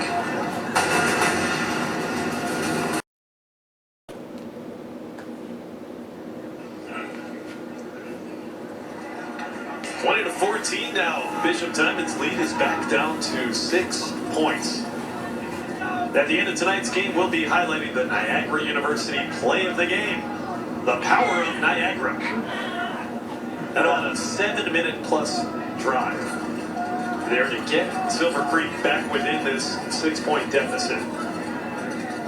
Prior to the conclusion of the game, we'll also be selecting the attorney William Matar player of the game. Hurt in a car. Call William Matar. The great segue by the power of Niagara is what was the defining adjustment they made at halftime was the power play in the second half. That was a big play on a couple of first downs to keep that long drive alive. Officially 7 minutes and 8 seconds. That scoring summary brought to you by Elio DePaulo's way Italian should taste. Scoring summary, 7-minute plus drive. One score game, third quarter. And now Golombesky to kick it deep. And watch the body language. What a great job. Onside, they've got it. It's recovered by Silver Creek. And on the bottom of the pile, they've got big Jake Shumagala. It's exactly what he said. 7 minutes of a team that plays both ways. Look at the body language of the kickoff return team, and that's exactly why they did when they did. That team is a little tired right now, and it was not on point. Good job. Good kick by Golombesky. Great job. They practice that a lot. That's not an easy. You don't just show up and do that. They practice that a lot. Good work. Let me say it again. Jake Shumagala, the sophomore, able to recover the onside kick on the up front team. Those guys with those numbers, they don't touch the football that often. But just getting to say the name Shumagala a couple times is, that's payoff unto itself. I like that name, Shumagala. That's what an offensive lineman or defensive lineman name should be. Shumagala? They've got the most syllables, the offensive lineman. He knocked the Shumagala out of him. That was a great play. Nice job. So they're right back on offense at their own 48. First and 10, Wolleben. Room off the right side. Matt Wolleben gets a block downfield, and Wolleben is inside the 25-yard line. The block was terrific there, too. It came from Alex Golfo. That, again, is a Q read. Great block down. Nice job getting up to the second level. Look at number 3 there, one of the wide receivers. The perimeter blocking has been key this whole day for the big plays on both sides. Dominant third quarter thus far for Silver Creek Forestville Central. That's another Catholic Health first down, the right way to care. Hand into the middle, and Piccolo spun forward, ball out. Oh, not again. Such a nice drive. There it goes, unless they're going to rule him down. Well, you can see who has the football. Walking away with it is Tyler Jamison, but the officials are going to discuss. Boy, what a big ruling this is.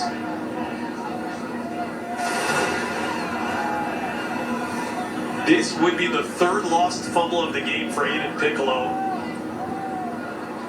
And it's gone That ball is out. Tyler Jamison not only recovered it, he's the one who ripped it out again.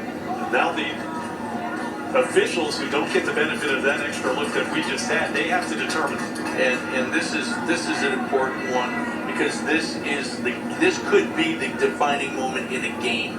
You're looking at Silver Creek on a hot roll. This has got to go towards Bishop Timon, though. I mean, that was an obvious fumble. But again, like you said, those guys on the field, they do not have the benefit of the replay like we do. It looks like the Silver Creek offense is staying on the field, and what a break this would be for the Black Knights if it's ruled down by contact. Ball's definitely out. Ball is definitely out. He was still moving, so it wasn't as if his momentum was stopped.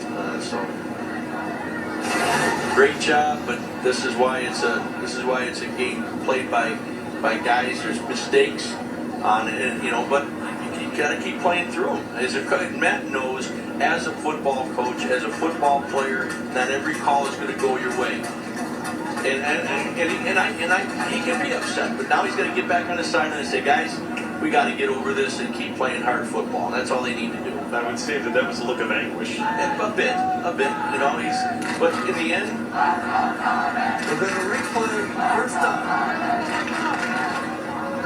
Now, why would they replay the down? that's why I don't wear the black and white shirt. I wish I could tell you. So first and 10 over again, and Piccolo holds on to it, but barely gets back to the line of scrimmage that time. And Tyler Jamison tackled him again. Tyler Jamison is having not even a quiet game. He is having a steady game where he's taking away the inside run. I love the way this kid is playing tonight. Just to button up that topic, the only thing I can think of is maybe somebody inadvertently blew a whistle or something like that. Maybe that's why they replayed first down. It's interesting. If it was not a fumble, the play happened, you'd figure that the play would have stood. Well, here we are. We got that screen. Oh, nice job coming up. 35 is a big fella. He held on to the ball. Hey, they're doing exactly what they're supposed to do. Screen left, run in the middle, trying to set that screen up again to the right-hand side. This is Class Meadows. Number 6 in green coming to meet Ray Cortez. Great job just coming up. Now, like we said, the perimeter blocking has led to big touchdowns, but it also breaks down to schemes like this. You gotta stay on your guy. Wide receivers, they don't always catch the football. They've got to block downfield. So third down coming up. It's going to be third down at about 11. It's been a quarter that's been dominated by Silver Creek. In fact, Bishop Timon has not taken a snap. Third down at 12. And that one off the hands. Is it a lateral? No. The pass was intended for Alex Golfo. Had he completed that funnel screen could have gone to the end zone. It was a really nice setup play. Quarterback just needed to deliver on the money on that one. Now, what would you do here if you are head coach Sean Helmer? It's fourth down at 12 and you're not in field goal range. The best part about this is right now is that you got to go for it. You get some vertical play. You let your quarterback throw it down the field because they're already deep in their own end. It's just like you punted the ball. Take a shot at the end zone. Let's go. There's Meadows. He made the terrific tackle earlier. Fourth down, the line to gain is the 12-yard line. Wallaman, pump fake, throws it, and incomplete. Fiegel, the intended target, it's a turnover on downs. Well, they did not get the fumble that, frankly, they should have, but give Bishop Timon credit because that defense stood tall nonetheless. They did, and really, this is turning out to be a great football game. I mean, the entire third quarter is taken over by Silver Creek. Their ball control and just something like that, you get that second opportunity, you've got to make something happen with it, and they didn't this time. Nice job by Timon standing tough.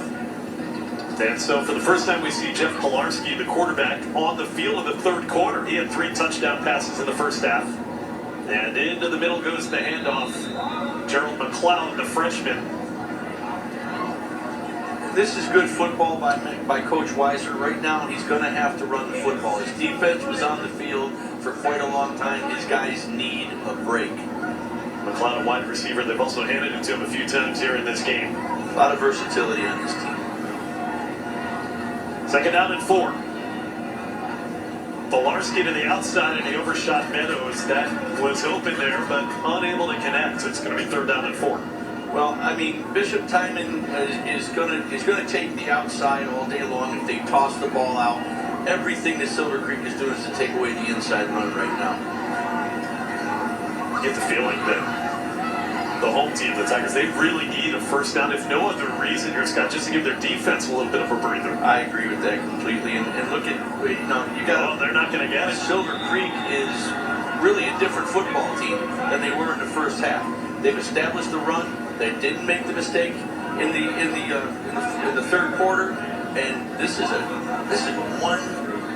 one long drive away from being a tie football game. You would think this has to be a punt coming up. It's fourth and long. Although the offense is staying on the field, and what a roll of the dice this is for Matt Weiser, the head coach, if they snap it.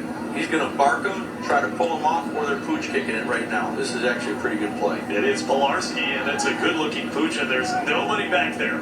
Great call by the Bishop team and head coach. Yeah, great job. Boy, did they gain a lot of field position in doing that. Well, you just flip the field, and that gives your defense a break. You know, now you're not playing with your heels in your own zone. Good work. You know, these guys are in shape though, because they play this every single day. You know, but it's about when you come back on the kickoff. What a great job by Silver Creek with the onside kick, taking advantage of a very tired team after a 7-minute drive. It's good work. This will be the third possession of this quarter for Silver Creek. The visitors who've come in 1-3. Bishop Timon 0-4. Crossover matchup. Public school versus Catholic school, and it's got everything we're going to hope for. Wallaman keeps. How tough he's running. Like a bull in a china shop, as they say. You know, clink, clink, clink, because he's going to get more first downs for you. And, I wonder what the wind is out there. They're going to have it doesn't look like it's much in the second half. Just keep doing what you've been doing. He's taking a beating right now, taking a beating. He's going to be happy that this third quarter clock is about to expire. Exactly. Now they go into their fourth quarter game plan, which is to give the ball to somebody else. I don't think so. I think they're going to have to. If they're going to win this football game, he's going to be the one to win it. Later in tonight's game, we'll be highlighting the Runner's Roost run of the game. We've had some very good candidates for that. The Runner's Roost run of the game coming up later. It's fourth quarter time, though. What a game tonight in South Buffalo. It's the home-standing Bishop Timon Tigers by 6, but Silver Creek has the ball when you come back. Fourth quarter next. On Williams Personalities, presented by M&T Bank.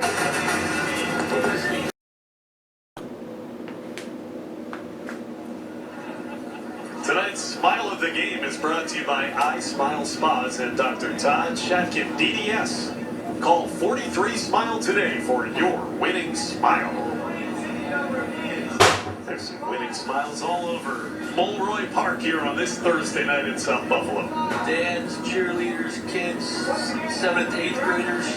Yeah, they're doing a nice job here. This is a great atmosphere. Really nice game. That looks like a crap to me. Yeah, for them, I hope that's all it is. You got a little sip of water. Let's go. Good job here. Let's see another drive like that. That was really impressive. This kid has taken over the game for Silver Creek. They're starting to do what they're supposed to be doing and what the coach planned to do from the very beginning. Only 3 plays of offense in the third quarter for Bishop Timon. 2nd down and 7, and there is Aiden Piccolo only back to the line of scrimmage. It'll be 3rd down and long coming up here at the beginning of the fourth quarter. If there's anything you're going to have to take away, whether you win or lose this game, it's got to be quarterback exchange. I mean, this is another time Piccolo almost fumbled that football. He juggled. Had he been hit in the hole, it would have been out again. Piccolo has lost 2 fumbles. He probably should have lost the 3rd. The officials did not give it to the Timon defense. But again, it's not that cold out there. They're wearing the sleeves. You know, at some point you got to have the bear skin and just play old rugged football. 3rd down and a big play. Wallabitt almost picked it is. Meadows off the deflection. And Chris Meadows is inside the 20-yard line of the Black Knights. Big time play and another costly turnover for Silver Creek. Well, that's a great adjustment there by the Bishop Timon defensive coordinator. They've been going to that play over and over and over again. Then you see the kids drop off. They're looking for it. They're not even watching the wide receivers anymore. They're going for the ball. Great concentration. Nice run after the interception. Chris Meadows, the number 1 wide receiver when it's Timon on offense. Now as a defensive back makes the INT. That's the 4th turnover tonight for Silver Creek. You know, and this is the difference in the game. This is a very equally matched game. But now what do you do here? You go deep. You go deep. They're going for it right here. Pilarski standing in the shotgun. Behind him is Prude, but it is a pass. Quick pass deflected at the line. Never got through to Gerald McLeod. Nice job getting your hands up. That's what you teach. You can't get to the quarterback. Make sure that the defensive line is putting their hands up. Good work. Pilarski was at times unstoppable in the first half. We told you he threw for 3 touchdowns. He did turn it over a couple of times, a fumble and a pick. Well, his success was throwing to those passing lanes that were opened up by the outside runs. He lost the football. It's loose, and I think Silver Creek has it. They do. 3rd turnover of the day for Pilarski. The ball just slipped right out of his hands. Well, you know, youth is going to produce a lot of mistakes, but you know what it also does? It presents opportunities, and that's what you have here now.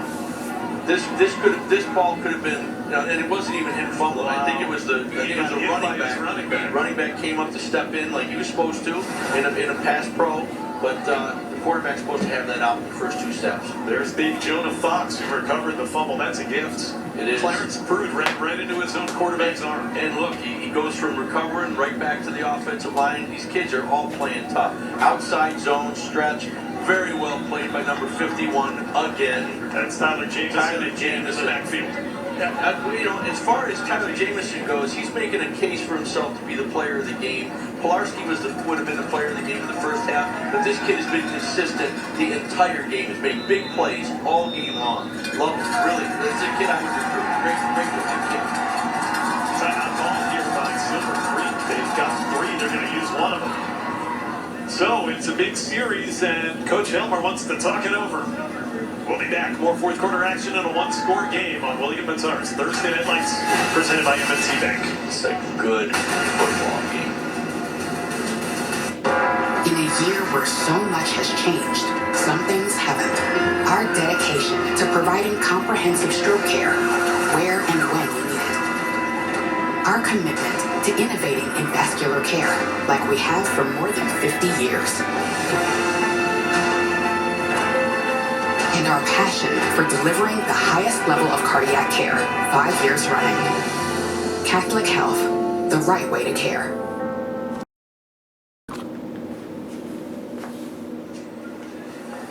Well, that was the third turnover for Bishop Timon tonight, but Silver Creek's got 4 of them, so Scott Bilkey, 7 turnovers tonight. It has not been a Picasso here. No, but it's a 7 turnover game, 7 turnovers, but it's only a 6-point game.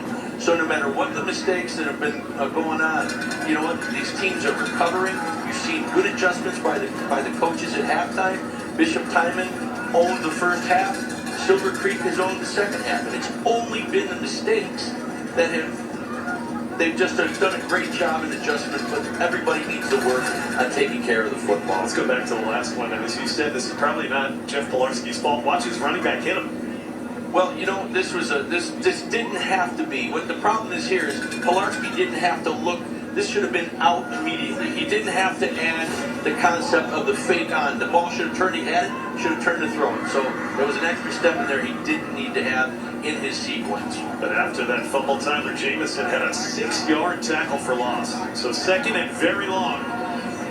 Just about a minute and a half into the fourth and final quarter here, and some confusion coming out of the timeout. Cortez lines up back to the right. Wallop in the quarterback. Looking left. Into double coverage. Almost picked again. Intended for Fiegel. And good coverage by Javon Newkirk. Very good coverage. And what you're seeing with the motion of Cortez, they were trying to see if this was a zone, and it was a man coverage. They did a good job sniffing it out, and again, they're taking the chances throwing it into that kind of coverage there. But you know, they get a chance to play another down. All right, you need 16 yards here. You're deep in your own territory. What is the offensive thought on a play call like this? If you're playing man across the board here, you roll your quarterback. Oh, first he's got to get the snap. But you know, you got your quarterback that's got some good legs. You gave him a couple plays off, throw the ball. Now get him to the outside and try to get him to the perimeter. You got to go with a Q run. Start offense, third down. Now you're gonna have third and 21. Third and 21. After Bishop Timon's defense gave up that 7-play touchdown drive, they've stepped up and made a couple of really good stands here. You know, and I think both teams have today, in spite of the mistakes. I think, you know, you're seeing a lot of raw young people out here, but nice job. They set this up. Oh, there's Cortez. Yeah, took a shot, and it looked like he had a step on Lauren Beaumont, but he just had the ball sail out past his arms. Again, I love when you start to see what the coaches are doing. The previous play, you put Cortez in motion, and this time you come back, he looks him off. It was actually a really nice play. You know, this is a guy that's only played 3 weeks ago, right? And he's still open, and the ball's been on him. That's a big play. We talked about they needed that. And now the punt coming up from Aiden Piccolo, standing in his end zone. Low kick. Takes a great bounce, though, for Silver Creek. How about that? That ball rolled an extra 20 yards to get it out near midfield. Take a deep breath, come back out, stop them. Hey, you got 9:55. Don't panic. You're moving the ball well. Let's stop them here, 3 and out, and then take it back downfield with what's been working for us. I really like the way Aiden Piccolo's been able to punt the ball tonight. We talk about him as the running back and as a linebacker. That punting skill has been on display. If there's any place that you need to have the sure hands, he may not have it when he's been running the football, but he definitely is able to take that snap and get that ball out of there. Nice job. Well, off of his third turnover of the night, Pilarski back in at quarterback, and they will empty the backfield for 1st and 10, 46 yards from the end zone. Flushed out to his right. Pilarski throws on the run. It's picked. And In midfield, Silver Creek, it's Matt Woloman, the quarterback, making the big play on defense for the Black Knights. You know, and here is where you see a lot of the young decisions and play calls. You know, you think you're going to be able to throw it downfield like that all the time. You got to go back to what got you here, and that was the outside run, the toss. You can't have Pilarski doing it all. He's looking downfield, trying to make too much happen. It's, you know, he's did a great job by, you can't take anything away from Silver Creek. And look who it is. It's your quarterback. He's also put in a strong safety. This kid's going to win the game. That's the fourth turnover by Pilarski. Down 6 in the fourth, and all of it is intercepted. Beaumont pass off and picked off by Lauren Beaumont. Wow. Gulp of the intended target, and again we get a sequence of back-to-back turnovers. Well, this is when you have to realize as a young coach or as a seasoned coach, there's things that you're capable of doing. Then there's plays that look good on paper, but when you get a chance like this on a turnover, start establishing the run. Back to what you do well. This is not something this young man does well. He doesn't throw the ball downfield. He throws screen passes. That's the first interception thrown by Woloman, but remember that already lost 4 fumbles. Yeah, I mean 9 turnovers. Definitely a sloppy game, but they're still competing, and it's been an entertaining game. And now with the exchange, Pilarski put it on the ground, then he fell back on top of it. We almost had 3 straight plays with turnovers. But again, that's a sequence, isn't it? It happened in the first half, and it almost repeated itself in the second half. Boy.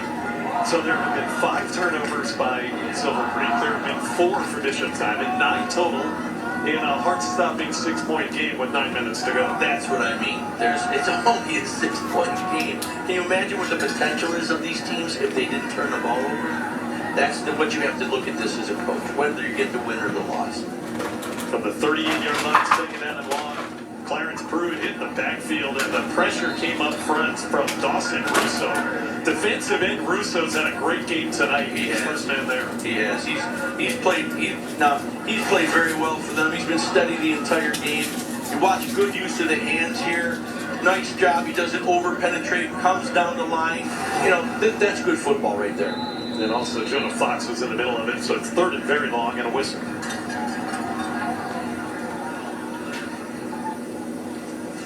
That's going to be 5 free yards given to Bishop Timon. Well, you know, if you get yourself in that 3rd and long situation, this isn't a bad time. Postman on the defense, still 3rd down. 3rd and 10.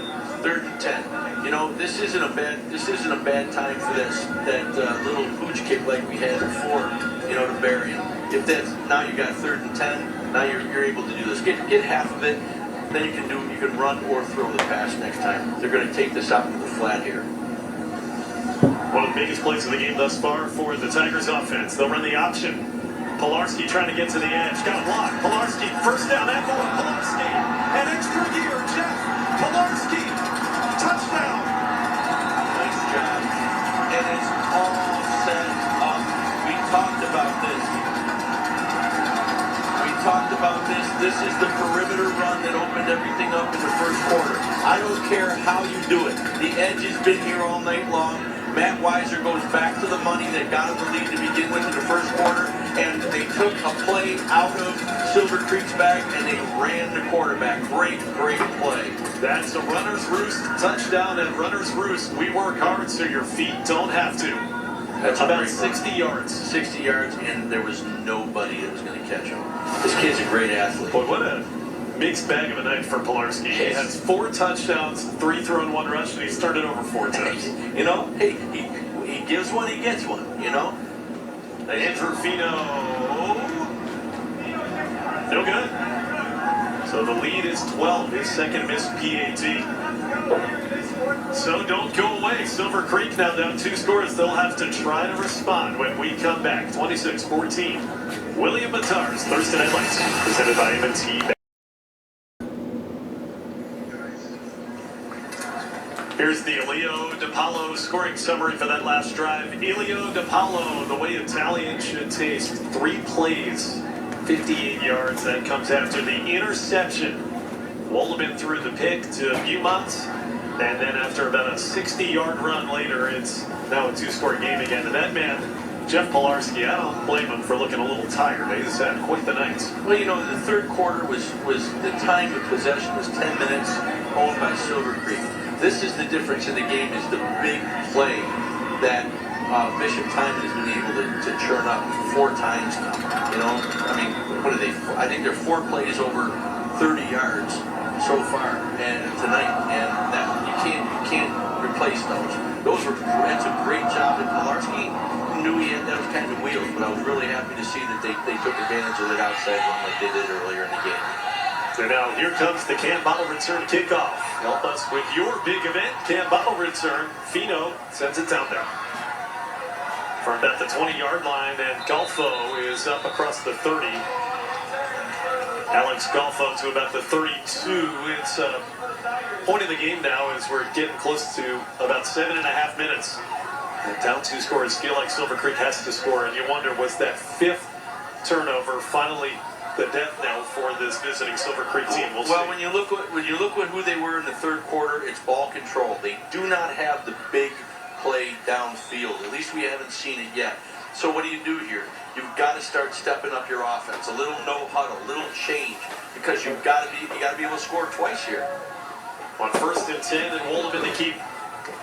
He is a punishing runner between the tackles, and he only gained about 3. If you're Bishop Timon, this is what you want. You want them just to continue to do this. You want them to throw the screen. When it's a 6-point game, it's different. Now you only got 7 minutes. You owned that amount of time in the third quarter. Now they've got to be able to score twice within that time frame. There have been 2 big injuries in this game. Makari Bennett, the senior who had 2 touchdown catches early for Bishop Timon, got hurt. He will not return, we were told. Caden Eggleston, senior fullback for this Silver Creek offense, he went out with what looked like a very bad injury, and he has not returned either. You know, you've seen some cramping, but, you know, the credit you got to give is while you're seeing a lot of big guys out here, they're still playing both ways. And that means that the coaches are doing a good job keeping their guys as healthy as they can, but also getting them in the best shape that they can. I got to say that each team's kind of leaving their guts on this field here tonight. That's what you get. Piccolo to the left side, a hard run. A little shy of the first down, but he'll make a 3rd down and short, and that was another gutsy carry. Well, you know, this is some of the areas where he's only a sophomore, but, you know, when you talk about quarterback, running back exchange, this is where this young man needs to learn that when you're on the outside, you've got to change the ball over to the left hand and not lead with it on the right hand. That way the ball won't be popping out, and if it does, it goes out to the sideline. See the down and distance on your screen. It's actually closer to about 3rd and 3 here. Line to gain is the 42, and it's a handoff to Piccolo. He will not get there. He only gained a yard, so 4th down coming up. I think you'll see a hard count here, but you got to go. Yeah, this time you got to go. Absolutely. Put it back on your defense if you don't make it, but this guy has had 3 key. So who's going to get the ball here? Who do you give it to? You give it to your quarterback. Let him run it. Between the tackles, absolutely. Or to the right, take it out. Now, glad the whistle blew there for you. And first you get a timeout. Yeah. Silver Creek's only going to have 1 left. Yep. They've had to use 2 on offense here in this 4th quarter. So timeout on the field with Bishop Timon up by 12. Where you got to make sure you got the perfect play. So it's actually a good timeout when you realize you got to score twice. Well, Scott, let's check out tonight's Runner's Roost run of the game. I think this was an easy pick. We've had some exciting plays tonight, but none bigger than that last 60-yard touchdown run by the quarterback, Pilarski. Well, you just take a look at what the offensive line did. They got the edge, and we've said it all night long. When the wide receivers are downfield, blocking the perimeter, big runs like this are possible. Great job downfield by the wide receivers. Give that man the touchdown, but he earned, the doors were open by his wide receivers on the perimeter. That looked like the old Vince Lombardi student body race. Stop it, right? Here's where we're going. Stop it. Great job. That was tonight's Runner's Roost run of the game. So you've got under 6 minutes to go. So we are just about through the midway point of this 4th quarter in a 2-possession game. Silver Creek on offense. They need 3 yards here maybe not only to keep this drive alive, but their hopes in this game alive. Well, I think you can only go with your quarterback. I mean, you got two guys back there who've been doing it all in the second half, But who's the more sure-handed gentleman right now? That's going to be number 4. Wolleben has been a tough runner tonight when he's kept it. They hand it to Piccolo instead, and he does get the first down. Boy, good vision. Cut back to his right, he's to midfield. And you know what his coach said to him? We're going to give you the ball, and for the first time all night long, I want both hands on the football. Watch this. He gets it. This kid's not running with. He's got both hands on the ball, takes the tackle, covers up, and that is the best he's been able to control the ball all night long. Big first down. Great Express job. Windows first down. Express Windows, home of the $269 window. On first and 10, Wolleben flushed right. Tough pass to the side and incomplete for Golfo. Clock stopped at 5.5 minutes. Well, this is a good job here. They got to spread the ball out a little bit, and you've got to be able to see if you can throw it downfield. Mid-range type of passes. Good work there. Good hustle. Nice job. Nice pursuit by number 51 by Bishop Timon. We've been watching him all night long. That kid has been nothing but energy out here. That is Tyler Jamison you speak of. By the way, that's now 7 for 21 tonight for Wolleben through the air, so completing just 33%. Right at the midfield stripe, 2nd and 10. Across the middle, there is an incompletion intended for Fiegel, and that wouldn't have gained much even had he held on. Right. Incomplete pass. You don't want to win. You're not going to win on a 33% completion rate. As we were just talking about, he's made all of his plays with his legs. It's time to let this kid run the ball. He's going to be the key if they're going to stay in this game at all. 2 incomplete passes after the run by Piccolo got him the first down. So 3rd and 10. It was a 20-7 lead for Bishop Timon at halftime. It was 20-14 after the 3rd. Now it's a 12-point game. Wolleben trying to do it himself. He won't even get back to the line of scrimmage. Maybe lost a half a yard. It's 4th down again. There was no room there up the middle for Matt Wolleben. Jamison is he's the guy out there today. You're not going to run between the tackles with him. They played patient. Nice job by the DN, forcing it back inside, and just to a host of those guys. Nice job. Look at 51 continue to work to pull the ball out. What a game. And also his big defensive lineman, Nico Worthy, in there as well. Big 52. And this is the final timeout taken by the Black Knights. They've got none left. The 4th down, and Coach Helmer says, I got to use it here to make sure I've got the right play call. So what you did here? Well, it's time now for tonight's play of the game presented by Niagara University. We're going back to the final minute of the first half. At the time, it was a 14-7 game. It looked like a pick 6 potentially for Silver Creek that turned out to a beautiful touchdown if you're Lauren Beaumont. Your name's got beautiful in it. Might as well be a beautiful play. I'm sorry, that's a stretch. But, it was a wonderful play nonetheless. Just a great play by that young man. But again, I wanted to put it on the emphasis of the guys on the perimeter that have been doing the blocking to make those big plays happen. That's the play of the game presented by Niagara University. Beaumont's done a great job tonight because he caught that 58-yard touchdown, and then he had the big interception here in the 4th quarter as well on defense. Yeah, this has been consistent play. The guys that we were told to keep an eye on, in spite of their small numbers on the roster, they've been able to show some pretty quality depth here in their young kids. Good job by both coaches. So no timeouts left. Ball right at midfield, 4th and 10.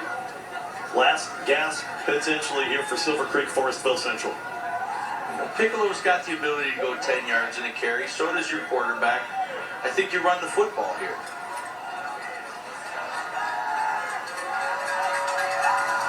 They're going to roll him out. Now sets his feet, nothing doing. Ball is out. Doesn't matter who recovers it because it's going to be the Tigers football. It's recovered by Nico Worthy. I beg your pardon, it was forced out by Worthy. So turnover on downs because Silver Creek recovered it, but it's irrelevant at this point.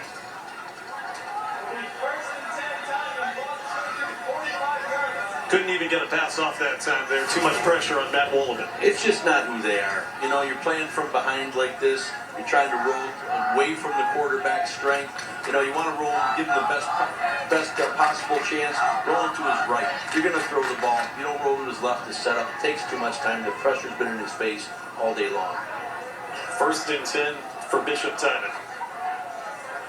Keeper here. Jeff Pilarski doesn't have much. No timeouts, though, remaining for the Black Knights, remember, and that clock will just continue to run. Go give your guys a nice 40-second rest in that huddle. Run the same type of plays that you've been running. You want to go to your perimeter, stick with your perimeter.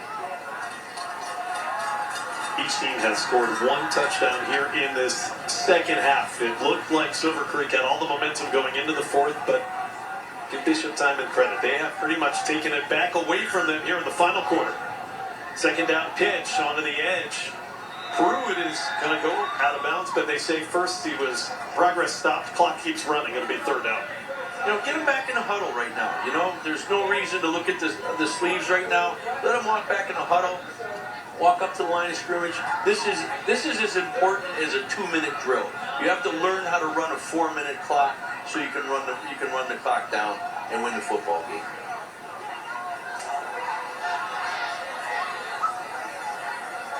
So 3rd down and long coming up. It's 3rd down and about 9. And the game clock can go under 3 minutes before Jeff Pilarski, the senior quarterback, takes the snap here. 1st down would end the game, you'd think, although nobody there to pitch it to, and down he goes. Oh, big hit on Pilarski.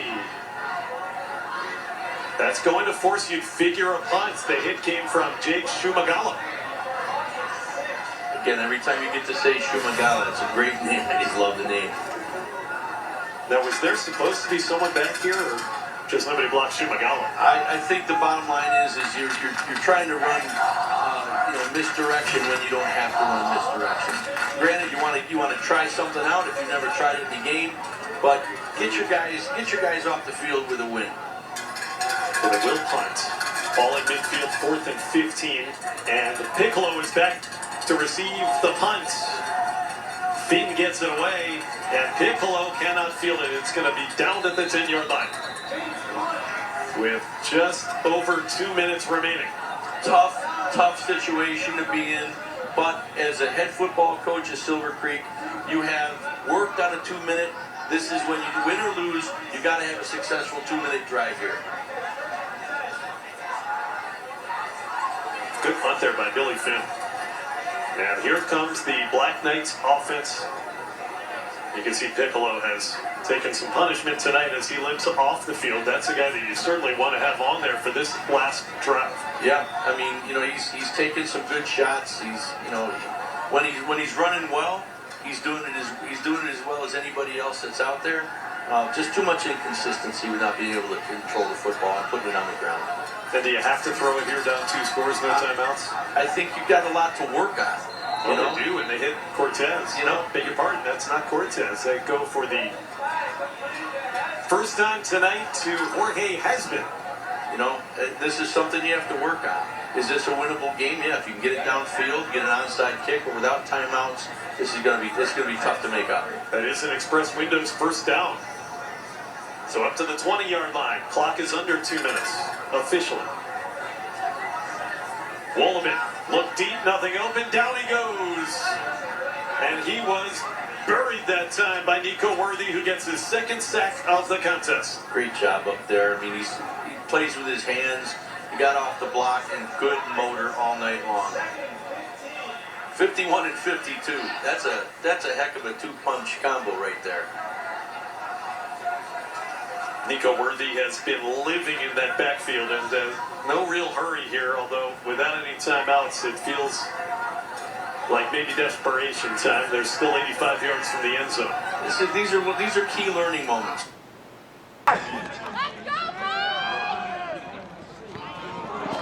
Coleman's pass intended for Golfo, and ball's incomplete. Yeah, he didn't put his hand. Where's still we going? Why still we chasing him? Sorry.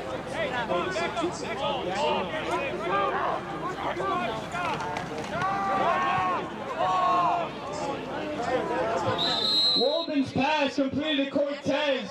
Bumped out of bounds by...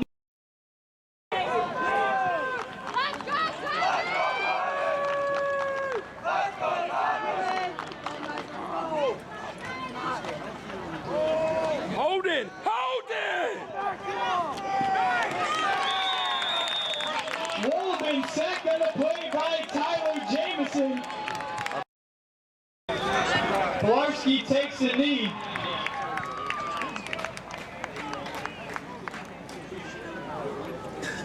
Mr. Weiser, congratulations on your win, sir.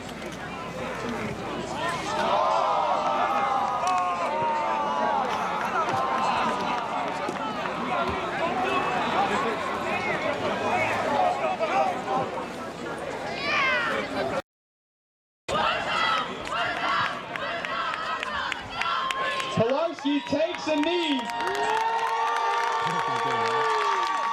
As Coach Matt Weiser's third win in the head coach for the Tigers.